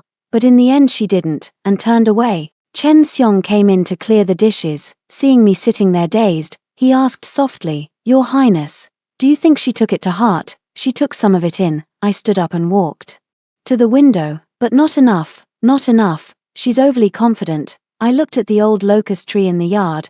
Most of the leaves had fallen, its bare branches reached toward the sky like a withered hand. She trusts her own judgment more than she trusts anyone else. If I say these things, she'll only think I'm buttering her up, trying to manipulate her in another way. Then why do you still tell her these things? Because, I turned around and looked at Chen Xiong, I want her to know.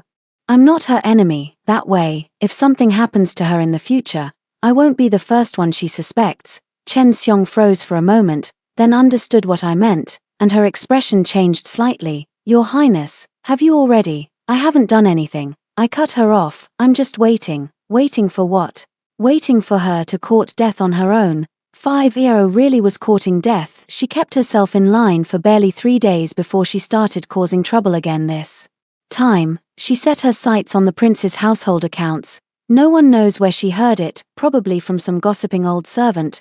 They say the prince's household spends tens of thousands of taels of silver every year. She felt there had to be something fishy about it and was convinced I was lining my own pockets. She found an opportunity. While I was away at the palace paying my respects to the empress, she barged into my study and rifled through the account books. I only heard about this after I got back. Chen Xiong was so angry her face went pale. She went through your desk, pulled open the drawers, and even messed up the account books. I looked around the study. It had indeed been rifled through, but it wasn't too messy. She was probably trying to find some evidence, but didn't really know how. She flipped through a few books, felt she couldn't make sense of them, and gave up. Is something missing? I asked. Chen Xiong checked everything.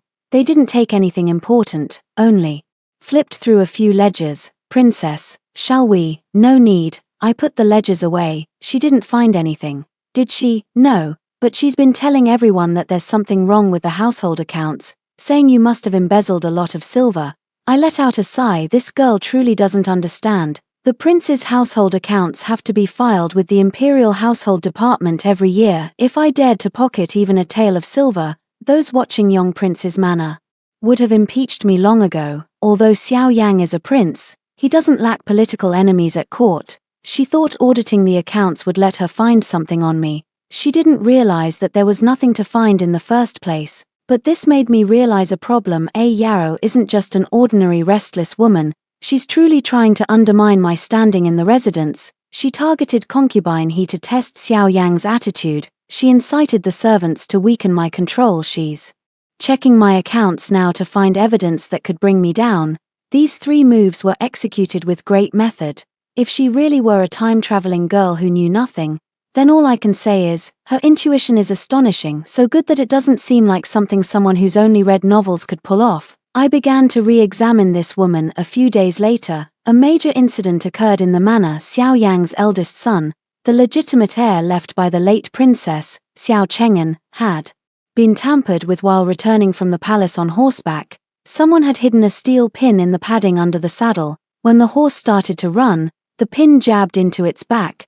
The horse screamed in pain and went mad, nearly throwing Xiao Cheng'an off. Luckily Xiao Cheng'an was an expert rider and clung tightly to the horse's neck. His attendants also risked their lives to rescue him, so no major disaster occurred, but the child was badly frightened and came down with a high fever. After returning, when I rushed to Cheng'an's room, the imperial physician had already arrived. The child was burning up, his face flushed bright red, babbling nonsense without stop. I touched his forehead. It was frighteningly hot. Please rest assured, Your Highness, the young master is not in serious danger. He was frightened and caught a chill. A few doses of medicine and some rest will set him right. The imperial physician wrote a prescription, gave a few instructions, and then left. I stayed by Cheng'an's bedside, fed him the medicine myself, and dipped a handkerchief in warm water to wipe his forehead and bring down the fever. I was busy until midnight before the fever finally subsided a little. Chunxiang came in carrying a bowl of ginseng soup and lowered her voice. Your Highness, it's been checked. The horse was led out of the stable this morning, and the bedding was newly replaced. The stable steward said only one person went into the stable yesterday afternoon. Who? Miss Yao.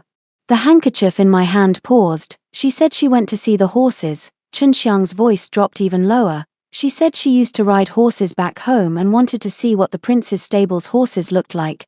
The stable master didn't take it seriously and let her in. I said nothing and kept wiping Cheng'en's forehead. Your Highness, the princess consort, should we tell the prince? No rush. I put the handkerchief into the basin. First confirm whether she planted the needle. It could also be someone else who slipped it in while she went inside, framing her. Chunxiang grew anxious. Your Highness, she's so hostile toward you, and you're still speaking up for her. I'm not speaking for her. I looked at Cheng'en's lips, cracked and dry from fever, and spoke very softly. I'm afraid of alarming the snake. If the needle wasn't planted by her, then the real killer is still out there in the shadows. If we rush to pin the crime on a Yao, the true culprit will get away. Chen Xiong bit his lip and fell silent. By early the next morning, Cheng'en's fever had subsided. I had kept watch all night. My eyes were bloodshot, but I still felt fine. I went back to the main courtyard to change clothes and was about to look into the matter of the stables when Ayero came to find me on her own. She looked terrible, with dark circles under her eyes. Clearly she hadn't slept all night either. Princess consort, I know you suspect me. She stood at the doorway, her voice a little hoarse, but I'm telling you, I wasn't the one who planted that needle. I may not like you, but I would never lay a hand on a child. I looked at her without speaking. I know you don't believe me. She saw that I kept silent, and her tone grew anxious. But where I come from, there's a saying, judge the deeds, not the heart. You can look down on my character, but you can't accuse me of harming others. I never said you planted the needle. I finally spoke. She froze. I'm investigating. I stood up and walked to her. Miss Yao, if you really didn't do it, then you don't need to be afraid. The innocent will be proven innocent. Her eyes suddenly reddened. You really believe me? I didn't say I believe you. I corrected her. What I said was, before the evidence comes out, I won't wrong anyone. She was silent for a moment, then suddenly said in a low voice, you people here make talking exhausting. Either you believe or you don't. Why keep circling around? I couldn't help but smile. You're quite straightforward. I'm not straightforward. She lifted her head and looked into my eyes. I really didn't do it. When I was at the frontier, I saw a portrait of that child. The prince carried it with him and said it was his son. He doted on that child so much. How could I possibly harm him? I nodded. I understand. You should go back for now. I'll get to the bottom of this. After she left, Chunxiang came out from the side, looking incredulous. Princess, do you really believe her? Half convinced, half doubtful. I sat down and rubbed my temples. But one thing she said is true. She had no reason to harm Cheng'en. She bears him no grudge. What good would hurting Cheng'en do for her? Maybe she wanted to frame you. Chunxiang said, if something happened to Cheng'en, the prince would blame you first. You are his primary mother and have the duty to care for him. I shook my head. Too stupid. If she wanted to frame me, she wouldn't use her own name to enter the stable. Walking in there so openly is basically telling everyone I was the one who put the needle there, isn't it? Chen Xiong thought for a moment and found it reasonable. So, someone else must have put the needle there. I stood up. Go call everyone who was on duty at the stable. I want to question them one by one. After searching all day, they finally traced it to a groom in the stables named Zhao Da. Zhao Da has worked in the prince's residence for 3 years and has always been honest and dutiful, but he recently lost money gambling and ended up deep in debt 3 days ago. Someone gave him 50 taels of silver and told him to put a needle inside Cheng'en's saddle pad. Who gave you the silver? I asked. Zhao Da knelt on the ground, trembling all over. I don't know that person. It was a middle-aged woman, well-dressed, but her face was covered tightly, so I couldn't see what she looked like. What about her voice? Any distinguishing features?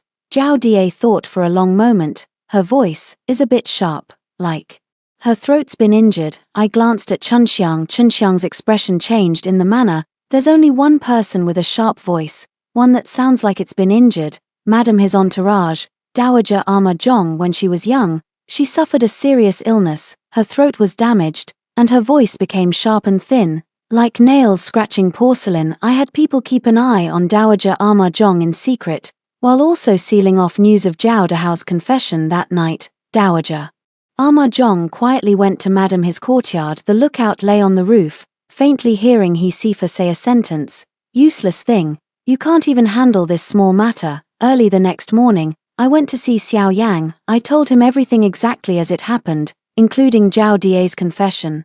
Grandma Zhong's whereabouts, and he Sifa's words. Xiao Yang's face turned ashen. The He family, when he spoke these two characters, his voice was as cold as winter well water. Why does she want to harm Cheng'en? I fell silent for a moment and said softly, Cheng'en is the legitimate eldest son. If anything happens to Cheng'en, then under His Highness's knee, there will only be the second young master born of concubine He. Xiao Yang's hand suddenly clenched the armrest of the chair, his knuckles turning white. He did not lose his temper on the spot. He's a smart man. He knows you can't convict someone based solely on a coachman's testimony, but he told me to keep investigating and report back. Once I'd gotten to the bottom of it, I took the order and stepped out, and in the corridor I ran into Ayao. She was leaning against a corridor pillar, holding a twig and drawing something on the ground. When she saw me come out, she looked up. Did you find out? I did. Which side consort is it? I glanced at her. How do you know? A guess. She tossed the twig away and patted her hands. I've been watching these past few days. Concubine his look at Cheng'en isn't right. I've seen that look in books. It's not a stepmother's indifference, it's murderous intent. Your powers of observation are excellent, I said sincerely. She paused, a little surprised. I guess she hadn't expected me to praise her. But I shifted gears. Do you know why consort he wanted to harm Cheng'en? To get her son on the throne? Obviously, she said matter-of-factly. Isn't that how palace and household intrigues always go? If the legitimate son dies, the illegitimate son inherits the estate. Then do you know who would be the first suspect if Cheng'en died? She thought for a moment, her expression changing slightly. It's you. Yes, I nodded. Cheng'en is my legitimate son. Although not biological, he is nominally my son. If something happens to him, everyone would think I, as his legitimate mother, cannot tolerate him. She phase one-shot targets both eagles. Ayao was silent for a long time.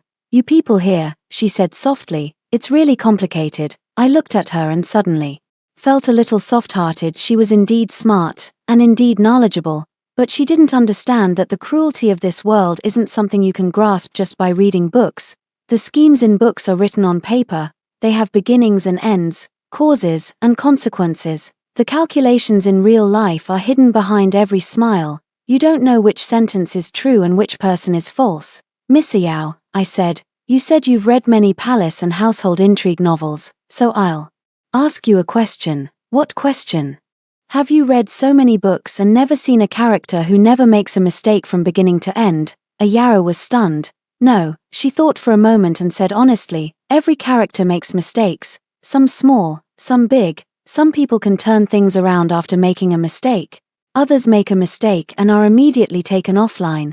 Then have you ever considered, I looked into her eyes, that right now, you're making a mistake? Her pupils suddenly contracted. What I said had clearly touched a nerve in Ayao. In the days that followed, she quieted down a lot. She stopped rousing the maids everywhere, stopped quarreling with concubine He, and stopped going to talk to Xiao Yang about monogamy. She stayed in the East Wing all day. No one knew what she was doing. Chun Xiang said she had people buy a lot of paper and brushes, and shut herself in her room to write and draw. What is she writing? I asked. I don't know. She won't let the maid go in. Even meals are only to be left at the door. I didn't press further. Everyone has secrets they don't want others to know, and I understand that, but consort his side could not wait. I compiled all the evidence I had found into a dossier, including Zhao Die's confession, Aunt Zhong's movements, and corroborating testimony from the maids in consort his courtyard. One little maid overheard consort he tell Aunt Zhong on the night of the incident, "It didn't work this time, we'll think of another way next time." Taken individually, none of these pieces of evidence would be enough to convict, but put together, it's like a net, tightening with every pull. I presented the evidence booklet to Xiao Yang. Xiao Yang read it through the night. Early the next morning, he issued an order. Consort he fell ill and was moved to a villa outside the city to recuperate, with Nurse Zhong attending her. The second young master was left in the princess consort's care, said to be recuperating, but in truth she was being discarded. That villa outside the city had long fallen into disrepair. In winter it was cold enough to freeze a person to death. Once consort he was sent there, she might as well forget about ever returning in this life. As for Nanny Zhong, once she arrived at the manor, the steward would keep an eye on her. Whether she could survive this winter would depend on her fate. The day concubine he passed away, She cried as if she were dying. She knelt and kowtowed outside Xiao Yang's study, her forehead bleeding. Yet Xiao Yang didn't even open the door. She came to me again, knelt on the ground, clinging to my legs and crying, "Princess, please plead with the prince for me. I won't go to the manor. I'd rather work like a beast of burden in the residence." I looked down at her and suddenly remembered how she looked when she first entered the household 3 years ago. Back then she was 17, with apricot-shaped eyes and peachy cheeks, and 2 dimples when she smiled. She has a sweet tongue and knows how to coax people. For a while, Xiao Yang doted on her. She thought she was special, that with her looks and tricks she would replace me sooner or later. She was wrong. In this household, no one can take my place. It's not because I'm so formidable, but because what Xiao Yang needs isn't a woman he loves, but a princess consort who can keep his household in order, and I just happen to be the one who does it best.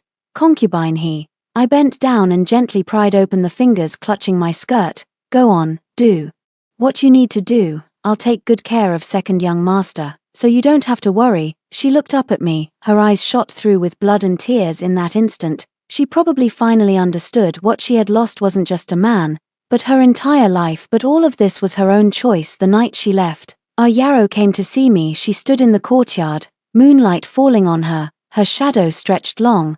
Was consort his affair something you orchestrated? She asked. No, I leaned against the doorframe. She designed it herself. I only uncovered the truth and let the prince know.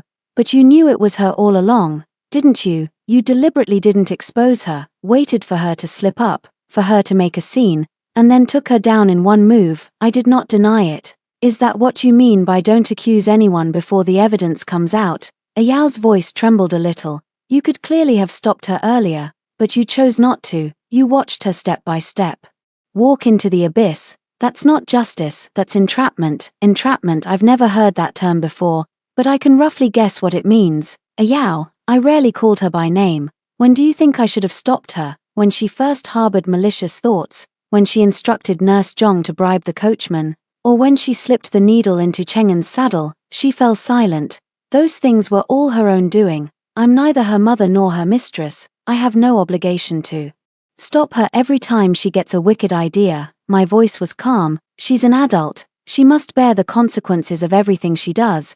But you could have what? I interrupted her, warned her in advance, let her know I was investigating her, so she would destroy the evidence, pin it on a scapegoat, go on serving peacefully as his concubine, and wait for another chance to hurt Cheng'en. A Yarrow opened her mouth but couldn't say a word. You say you've read a lot of palace and household intrigue novels. I walked down the steps, step by step, until I stood in front of her.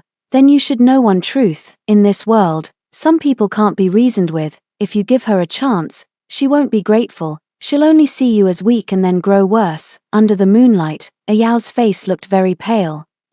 She hesitated. Were you like this in the palace before? I remained silent for a while. When I was in the palace, I spoke slowly. There was a concubine who killed my sister's child. My sister found the evidence, but did not expose her immediately. She waited a year, waiting for a greater crime. She colluded with foreign ministers, intending to rebel. In the end she was given a white silk and her entire family executed. Ayao gasped. Your sister, the Empress?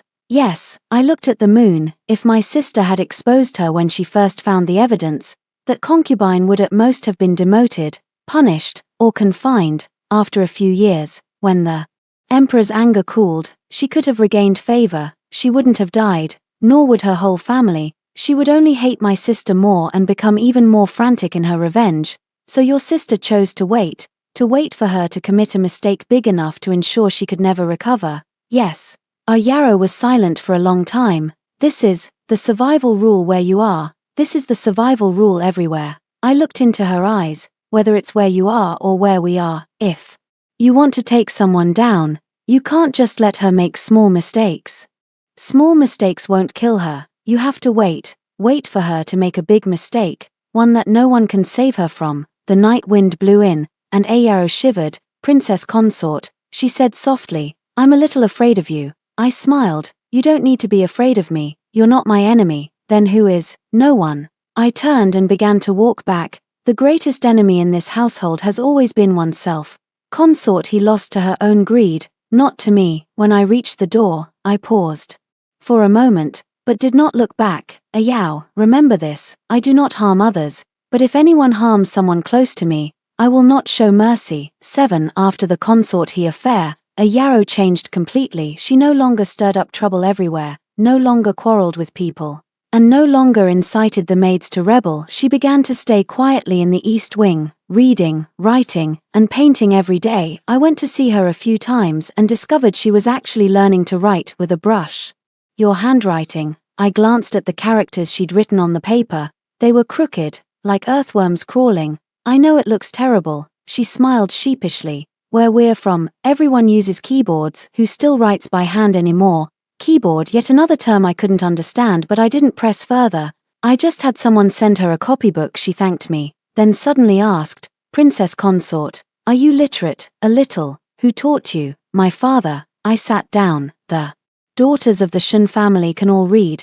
Father says that women need not take the imperial exams, but they cannot be ignorant of principles. Only by reading can one understand right and wrong. Ayao nodded, looking thoughtful. And at your place? I asked her, taking the initiative for once.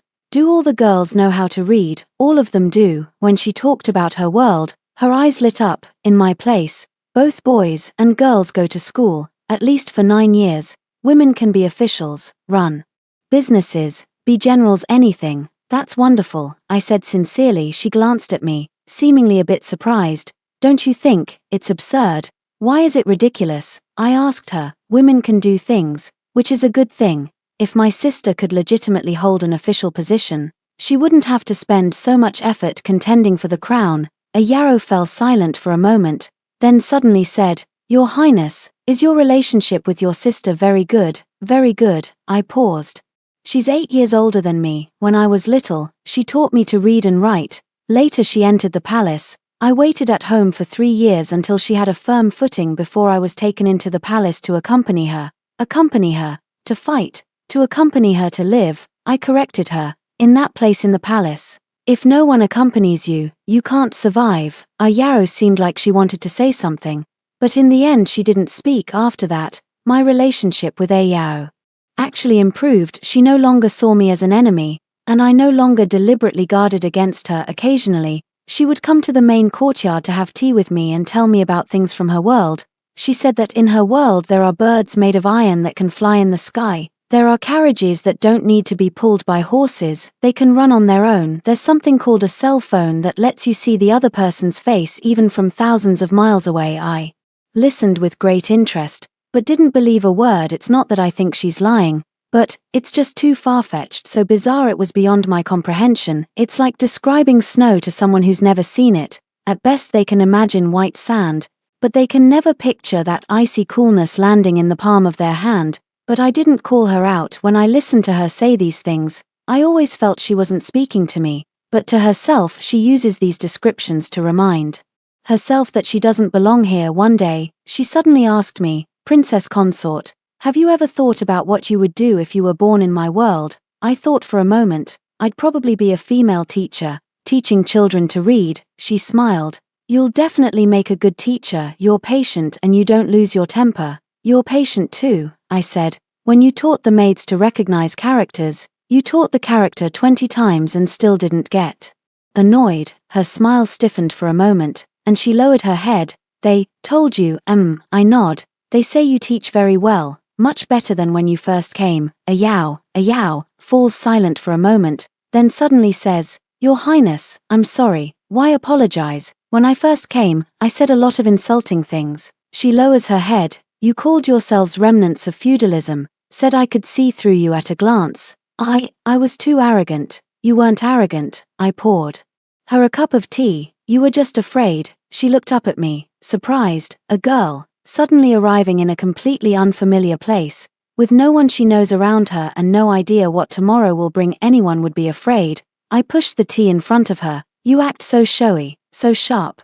Not because you truly despise us, but because you're afraid. You're afraid of being looked down on, afraid of being bullied, so you say harsh things first, to make others not dare to bully you. Ayao's eyes were red around the rims. Am I right? I asked. She didn't answer, but her silence was the best answer. Ayao, I said softly, you don't have to be afraid. I may not be a good person, But I won't bully someone who means no harm, she finally cried. It wasn't a wail, but silent tears fell one by one, striking the tabletop and blooming into tiny water stains. I handed over a handkerchief. She took it, wiped her face, and choked out, "The handkerchiefs you have here, the embroidery is really beautiful." I smiled. The good days didn't last long before something happened.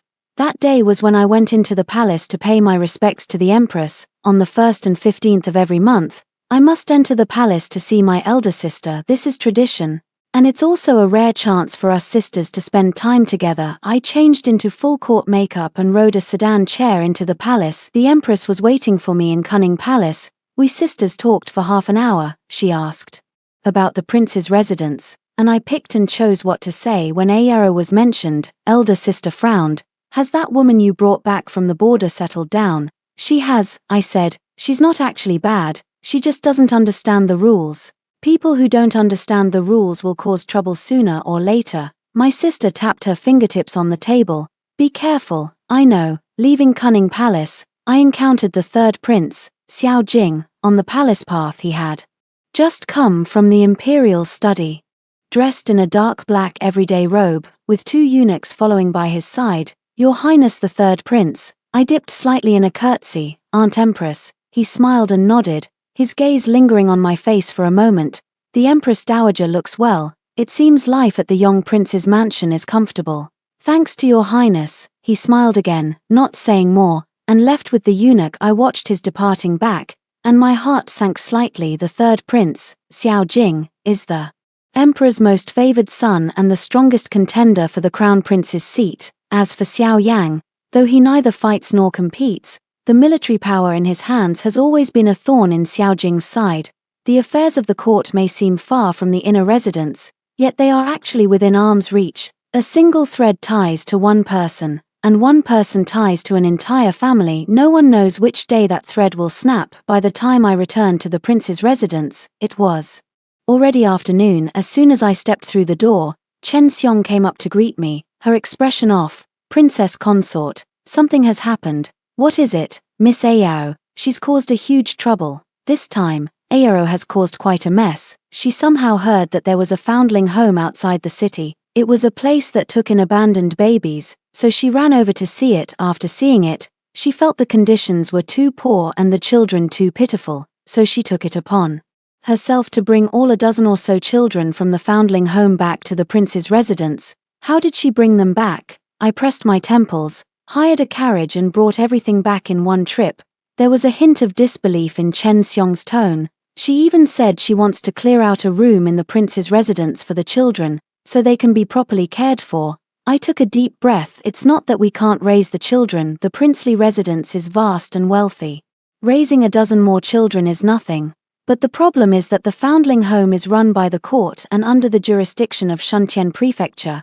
Without anyone's permission, Ayaro took all the children from the foundling home. In the eyes of Shuntian Prefecture, this amounts to privately abducting personnel from a government office. What's more, once this matter gets out and is exploited by those with ill intent, one could accuse the Prince Yong's residence of harboring people privately and plotting misdeeds. That charge can be grave or trivial, depending entirely on how those above decide. When I arrived at the East Wing, Ayaro was handing out snacks to the children. A dozen or so children were crowded into the room, the oldest 7 or 8, the youngest still in swaddling clothes, some crying, some fussing, a complete chaotic tangle. "Ayao," I called to her from the doorway. She turned around, a flush of excitement on her face. "Princess consort, you're back. Look at these children, they're so pitiful. The nursery is cold and stinks, they can't even get a proper meal. Do you realize how much trouble you'll cause by doing this?" She froze for a moment. "Trouble? What trouble? What's troublesome about saving people?" I went inside and had Chun Xiang take the children to the side hall to eat first. After the children had all left, I turned around and looked at Ayao. "The infant care hall is under the jurisdiction of Shuntian Mansion. If you took the children out on your own, Shuntian Mansion could charge you with the crime of kidnapping." "What?" Ayao widened her eyes. "I was saving them. The nursery hall is almost freezing people to death. Did anyone from the Shuntian Prefecture take care of it? Whether they did or not is their business. But you have no right to take those children away on your own, at least under the law. You don't, the law, Ayao's voice rose. Is your law just letting children freeze and starve to death? I fell silent for a moment. She made a good point. The conditions at the nursery hall are indeed poor, that's a fact, but reason is reason, and rules are rules in this world. Rules often have more power than reason. Ayao, I slowed my speech. You want to save those children, I admire that, but you can't do it this way. You should first discuss it with me. Let me negotiate with the Shuntian prefecture officials. Even if it means going through formal procedures, bringing the children to the royal residence for foster care, it would be much better than taking them away so directly like you're doing now. She bit her lip and said nothing.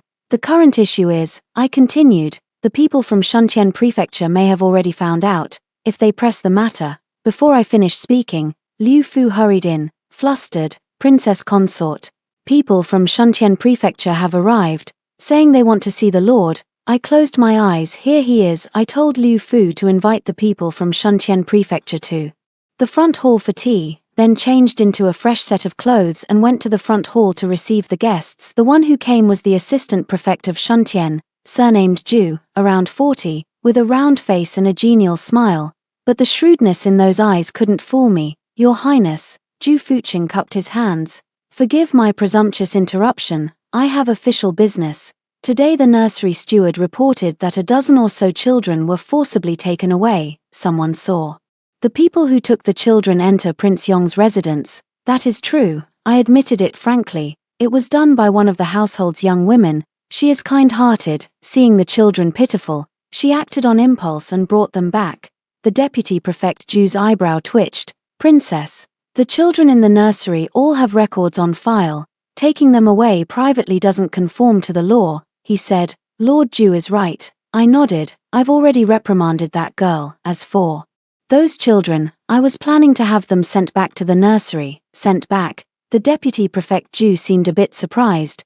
The princess doesn't intend to, not planning to, I said crisply. The Prince Yong's manor is a royal prince's residence, not a foundling home. These children should rightfully be under the jurisdiction of the heavenly prefecture. We have no authority to overstep and take over. Prefect Ju glanced at me, as if judging whether I truly thought this or was just saying it for show. I smiled and had someone bring tea. Lord Ju, rest assured, the children will be sent back today. Also, I've noticed that the conditions at the infant care hall are indeed quite harsh. How about this? In the name of the Yong Prince Mansion, I will donate 1,000 taels of silver to the infant care hall to repair the buildings and provide more bedding. What do you think, Lord Ju? The eyes of the Ju household's chief clerk brightened. 1,000 taels of silver is no small sum. With this money, the conditions at the infant care hall can be greatly improved. And his face will also carry some light. Your Highness is truly magnanimous. I am in awe. He stood up and offered a respectful bow. I will return at once to make arrangements. Once the children are brought back, I will be sure to settle them properly. Much obliged, Lord Ju. After seeing Prefect Ju off, I returned to the east wing. Ayaro sat on the chair with her head lowered. Chunxiang had already taken people to help the children pack their things, and the room was empty. You heard it all? I asked. She nodded. Do you think I'm cold-blooded? She said nothing. The children are indeed pitiful, but pity is no excuse for breaking the rules. I sat opposite her. If you can bring the children back to the manor today because they are pitiful, tomorrow you can bring the victims to the manor because they are pitiful as well. The manor isn't a Buddhist charity hall. Some things can't be done just because your heart is good. But, do you know what will happen if Shuntian prefecture makes a big deal out of this? I cut her off. They'll submit a memorial against the prince, accusing the palace of privately harboring people and plotting treason. Once that charge sticks, at best he'll be stripped of his title. At worst the entire household will be confiscated. Ayaro's face went pale in an instant. Confiscated? You think I'm trying to scare you? I looked at her. You haven't been in this world for long, and there are many things you don't understand. In this world, being alive is more important than anything. To stay alive, sometimes we have to do things that may seem cold-blooded. She was silent for a long time. Then, what about those children? Her voice was very soft. Send them back to the orphanage. They will still go hungry and freeze. No, I said. I donated 1,000 taels of silver to the orphanage, and the prefect's office will arrange them properly. 1,000 taels is enough for them to use for several years. A Yao raised her head, looking at me in astonishment. You donated silver. Yeah, then why did you just tell the prefect of Jews chancellor, you're going to send the children back? I smiled. Rules are rules. The children must be sent back, that's the rule. But donating silver to improve the nursery's conditions, that's my goodwill. Rules and goodwill don't conflict. A Yarrow looked at me, her eyes reddening again. Your Highness, she said softly, you really are amazing. It's not that I'm impressive, I stood up. It's that this world is too complicated. You'll understand in time. 9 News of Ayaro's accident came 3 days later. That day I was taking a nap in the main courtyard when Chen Xiong rushed in, flustered, her voice shaking. Your Highness, something terrible has happened. Miss Yao was carried back from the manor outside the city. She's covered in blood. I shot upright. Which manor? That manor where Consort he lives. My mind went buzz. How did Ayaro know about that manor? What did she go? Therefore, what did Consort he do to her? I sent someone to fetch the imperial physician while I hurried toward the east wing. At the doorway, a strong stench of blood hit me in the face. Ayaro lay on the bed, her face as pale as paper, her clothes were soaked with blood. There was a long gash on her left arm, the flesh peeled back. So deep the bone was visible. There are injuries on the face as well. The corners of the mouth were split, and the eye sockets were bruised. What happened? I asked. Sternly, a ringing old nurse beside me said, Old slave doesn't know either. This morning, people suddenly came to the manor, saying Miss Yao went to the manor and had a clash with concubine he had people beat her. Who beat the side consort he? My voice turned cold. Consort he was sent to the manor for recuperation. Who gave them the authority to strike people? The old woman, Nanny, was so frightened that she knelt on the ground and dared not utter a word. The imperial physician arrived soon and treated Ayaro's wounds. The cut on her left arm was too deep. It took over a dozen stitches. Ayaro was in such pain that cold sweat broke out, but she gritted her teeth and didn't make a sound. I stood by watching, feeling as if something were lodged in my chest. Only after the imperial physician finished did Ayaro slowly open her eyes, seeing me there. Her lips moved, squeezing out a few words. Sorry, don't talk. I sat on the edge of the bed, rest and recover. First, she gasped, I went to Zhuangzi. I wanted to talk to Consort he. I felt so sorry for her, being kept there all alone. I closed my eyes. This silly girl. Did she hit you? She didn't hit me. A nursemaid next to her hit me. Ayaro's eye corner slid down a single tear. She said I hurt her. She said if I hadn't caused trouble at the mansion, the prince wouldn't have found her so quickly. She said she still had a chance to turn the tables, that I ruined her plan. So you went to apologize to her. I'm not apologizing. Ayaro's voice grew weaker and weaker. I wanted to tell her, she still has a son, that she should live well for her son, not do anything foolish. My fingers clenched inside my sleeve. What did she say? She said she didn't want her son anymore, she wanted me dead. Ayao's breathing grew rapid. She said that her life is over anyway. Dragging someone down with her is a. I stood up and said to Chenxiang, go investigate who assigned the guards on the estate, why they let Ayao in, how many people are still at side consort his side, and who did the deed. Find out each one by one. Yes, I looked at Ayao again. Focus on healing first. Don't think about anything. I will give you an explanation for this. Ayao shook her head. Princess consort. Forget it. I shouldn't have gone. I brought this on myself. It wasn't your fault. My voice was soft, but firm. Concubine he was sent to the manor because she harmed others first. She has already been punished, but she should not hurt anyone further, especially someone who harbors no malice. Ayaro looked at me, her lips trembling, and said nothing more. I walked out of the east wing and stood in the courtyard. The autumn wind was already very cold, cutting at my face like knives. I looked up at the sky. It was grey and hazy, the sun nowhere to be seen. Princess, Chenxiang followed up from behind. We found out, the guards at the manor were from concubine his natal family.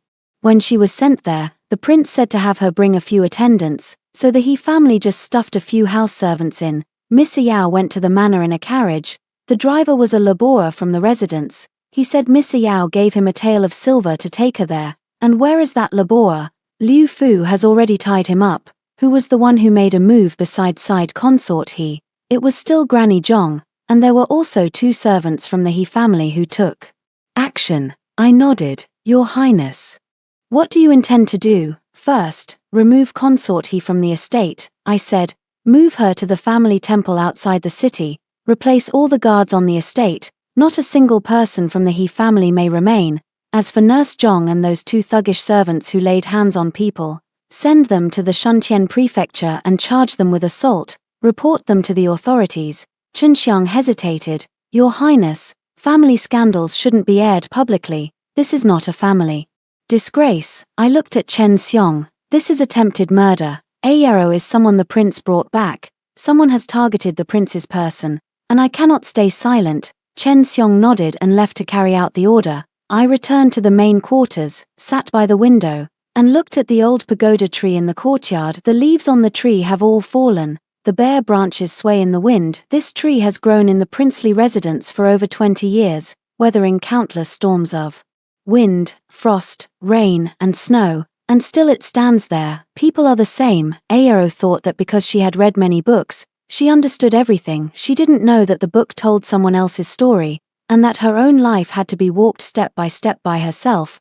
Some falls have to be taken before they hurt. Some truths must be lived through before they are understood. 10. Ayero nursed her injuries for half a month before the wound on her left arm slowly began to heal, but the imperial physician said that the wound had damaged the tendons, and her left hand might not have strength in the future. When Ayero heard this news, she was silent for a long time. I thought she would cry, make a scene, and curse consort he for her cruelty, but she did nothing, just sat quietly on the bed, rubbing the fingers of her left hand over and over with her right.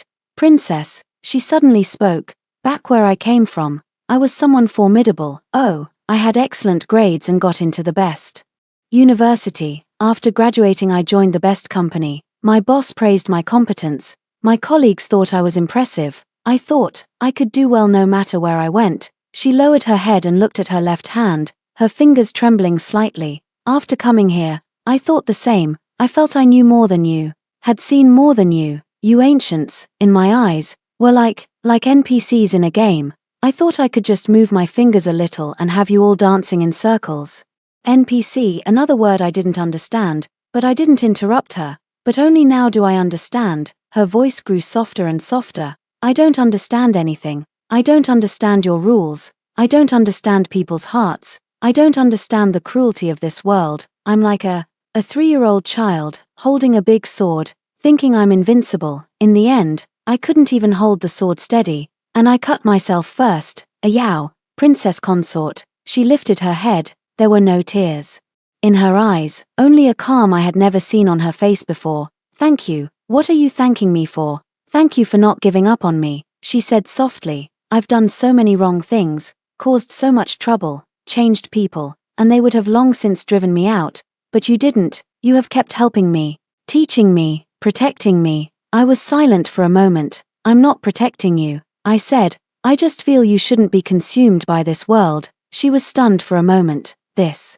world, I said slowly, it will devour all the weak, the naive, and those who don't know the rules. When you first arrived, I thought you were the former. Later I realized you weren't weak. You just hadn't yet learned how to survive here. Have I learned now? I've learned a bit, I smiled. But it's not enough. Then teach me. A certain light suddenly appeared in her eyes, not the brash, swaggering light from when she first arrived, but a calm, resolute one. Teach me how to survive in this world. I look at her and suddenly think of myself from many years ago. Back then, I had just entered the palace at 15, knowing nothing. My elder sister taught me like this too, how to speak, how to read people, how to protect myself. With every lesson she taught, I had to take a fall every time I fell. I learned a little in the end. I learned everything, but I also paid a price. I became someone who doesn't easily trust anyone. Okay, I said, I'll teach you. 11. Day by day, Ayaro grew quieter and more composed. She no longer went around picking fights, nor did she take it upon herself to do anything. She began to seriously learn the rules, how to bow, how to speak, how to read a person's expression. She even began learning needlework, although what she embroidered was crooked and uneven. She was very earnest. Xiao Yang noticed her changes and once said to me in the study, Ayaro has changed a lot recently. People all change, I said. Did you teach her? She learned it herself. Xiao Yang glanced at me and asked no more. He's a smart man. He probably saw it long ago. When Ayaro first arrived, I was watching her. and she was testing me. There was a subtle game between us. But in the end, Ayaro chose to lower her head, and I chose to reach out. It wasn't because I was kind, it's because having one more friend is always better than having one more enemy, especially someone as clever as Ayaro. Once she's decided on you, she'll become your most loyal ally. A month later, something major happened at court. The third prince, Xiao Jing, joined with several ministers to submit a memorial impeaching Xiao Yang for colluding with foreign enemies and amassing private military power. The evidence was that during Xiao Yang's defeat on the frontier, Xiao Jing claimed he had retreated on purpose with ulterior motives. It was, of course, a frame-up, but Xiao Jing was thoroughly prepared, with both witnesses and physical evidence, making it look very convincing. Although His Majesty didn't mete out punishment on the spot, he summoned Xiao Yang to the palace for a scolding. He was even ordered to reflect on his mistakes behind closed doors in the residence and was forbidden to attend court. This was essentially a disguised house arrest. When the news reached the princely residence, the entire estate was shrouded in gloom. The servants whispered among themselves, and everyone was on edge. Several concubines were sobbing in fear, not knowing what tomorrow would bring. I went to the study to find Xiao Yang. He was sitting by the window, holding a cup of wine, his expression indifferent, revealing no joy or anger. "My lord," I refilled his cup. "What do you think about this matter?" Xiao Jing has been waiting a long time for this day. He took a sip of wine. He got a transfer order from the Ministry of War, saying I withdrew troops from the border without authorization. The order is forged, but it's so convincing that we can't find any flaws for the time being. What do you plan to do? Wait, he said. Wait for His Majesty to get to the bottom of it. What if His Majesty can't get to the bottom of it? I asked. What if His Majesty believes what Xiao Jing says? Xiao Yang was silent for a while. Then take Cheng'an and go, he said. Go back to the Shen family. The Shen family has deep roots. Xiao Jing wouldn't dare touch you. I looked at him, and suddenly my heart felt a little sour. This man, usually cold and silent, rarely says anything comforting, but at the most dangerous moment, the first thing he thought of was to let us go. Your Highness, I said, I won't leave you. When I was at the Shen family, I learned how to win. In the palace for 5 years, I learned how to survive. Now someone wants to harm my family. I looked into his eyes. I won't run. I'll make him lose. Xiao Yang looked at me, his gaze complex. You have a way. Not for now, I admitted honestly, but I can think of one. Leaving the study, I returned to the main courtyard. Ayara was waiting for me, holding a bowl of white fungus and lotus seed soup. Princess consort, I heard the prince has been impeached. She set the lotus seed soup on the table, a hint of tension in her voice.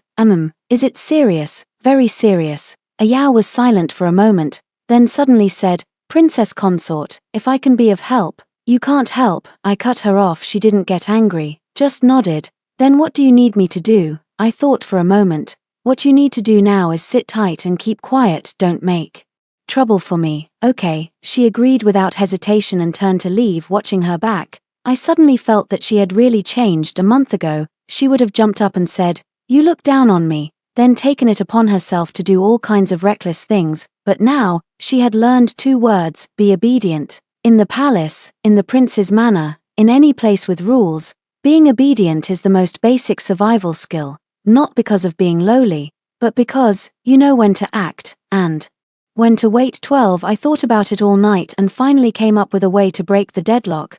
The core evidence in Xiao Jing's impeachment of Xiao Yang is an order from the Ministry of War. This order is forged, but forged extremely well. Even the Ministry of War's seal is imitated to perfection. To prove it's forged, there's only one way: find the real transfer order. The real transfer order should be in the Ministry of War's archives, but the Ministry of War is currently controlled by Xiao Jing's people, so there's no way they'll let us in to check. Therefore, we need someone outside the prince's residence to do this. I thought of the Shen family. I wrote a letter and had Chen Xiong secretly deliver it back to the Shen household, to be given to my father. The letter contained 3 things. First, have father find a way to uncover the genuine transfer orders in the Ministry of War's archives. Second, have father contact a few trusted ministers to raise the issue simultaneously in court and question the authenticity of the transfer order. Third, have father assign people to keep an eye on Xiao Jing's movements to prevent him from doing something desperate. Father is the current Grand Tutor, with disciples all over the realm.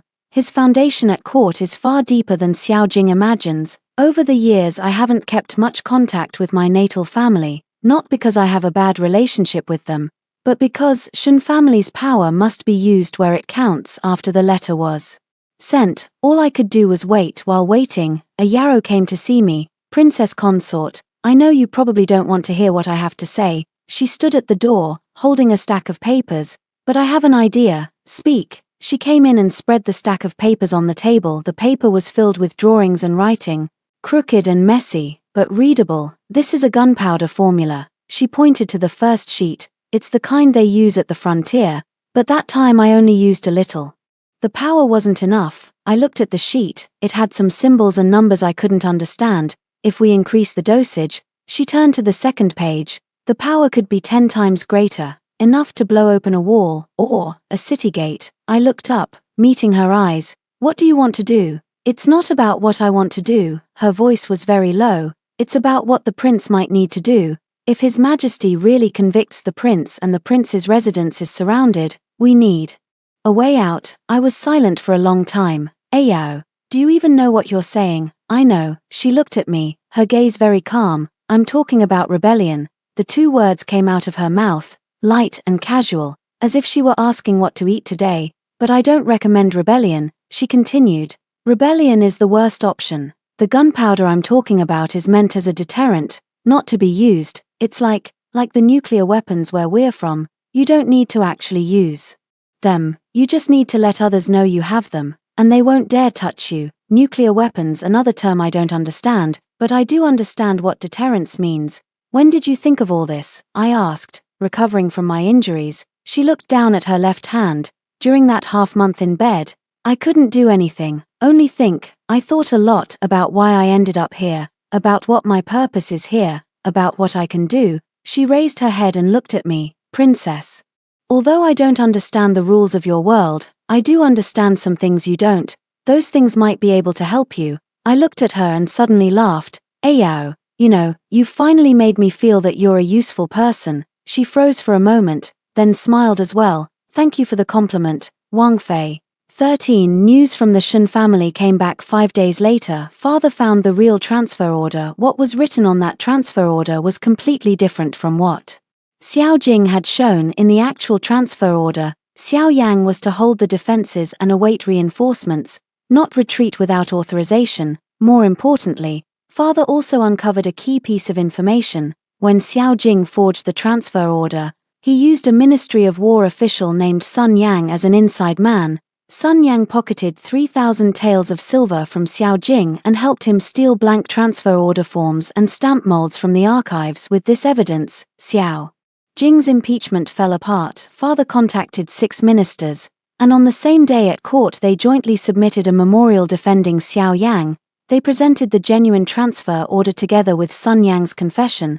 The evidence was solid and irrefutable. The emperor was furious, berated Xiao Jing on the spot, docked him 3 years of salary, and ordered him to stay home and reflect for 3 months. Sun Yang was thrown into the Great Prison, and several of Xiao Jing's cronies in the Ministry of War were uprooted as well. Xiao Yang was released without charge and reinstated to his post. When the news reached the prince's residence, the entire estate erupted. The servants ran around spreading the word, and the concubines wept with joy. Even Xiao Yang, who was always stern and seldom smiled, had a hint of a smile on his face. He came to the main courtyard specifically to find me, stood at the doorway, and looked at me. You've worked hard, he said. It wasn't hard. I poured him a cup of tea. It's Father's achievement.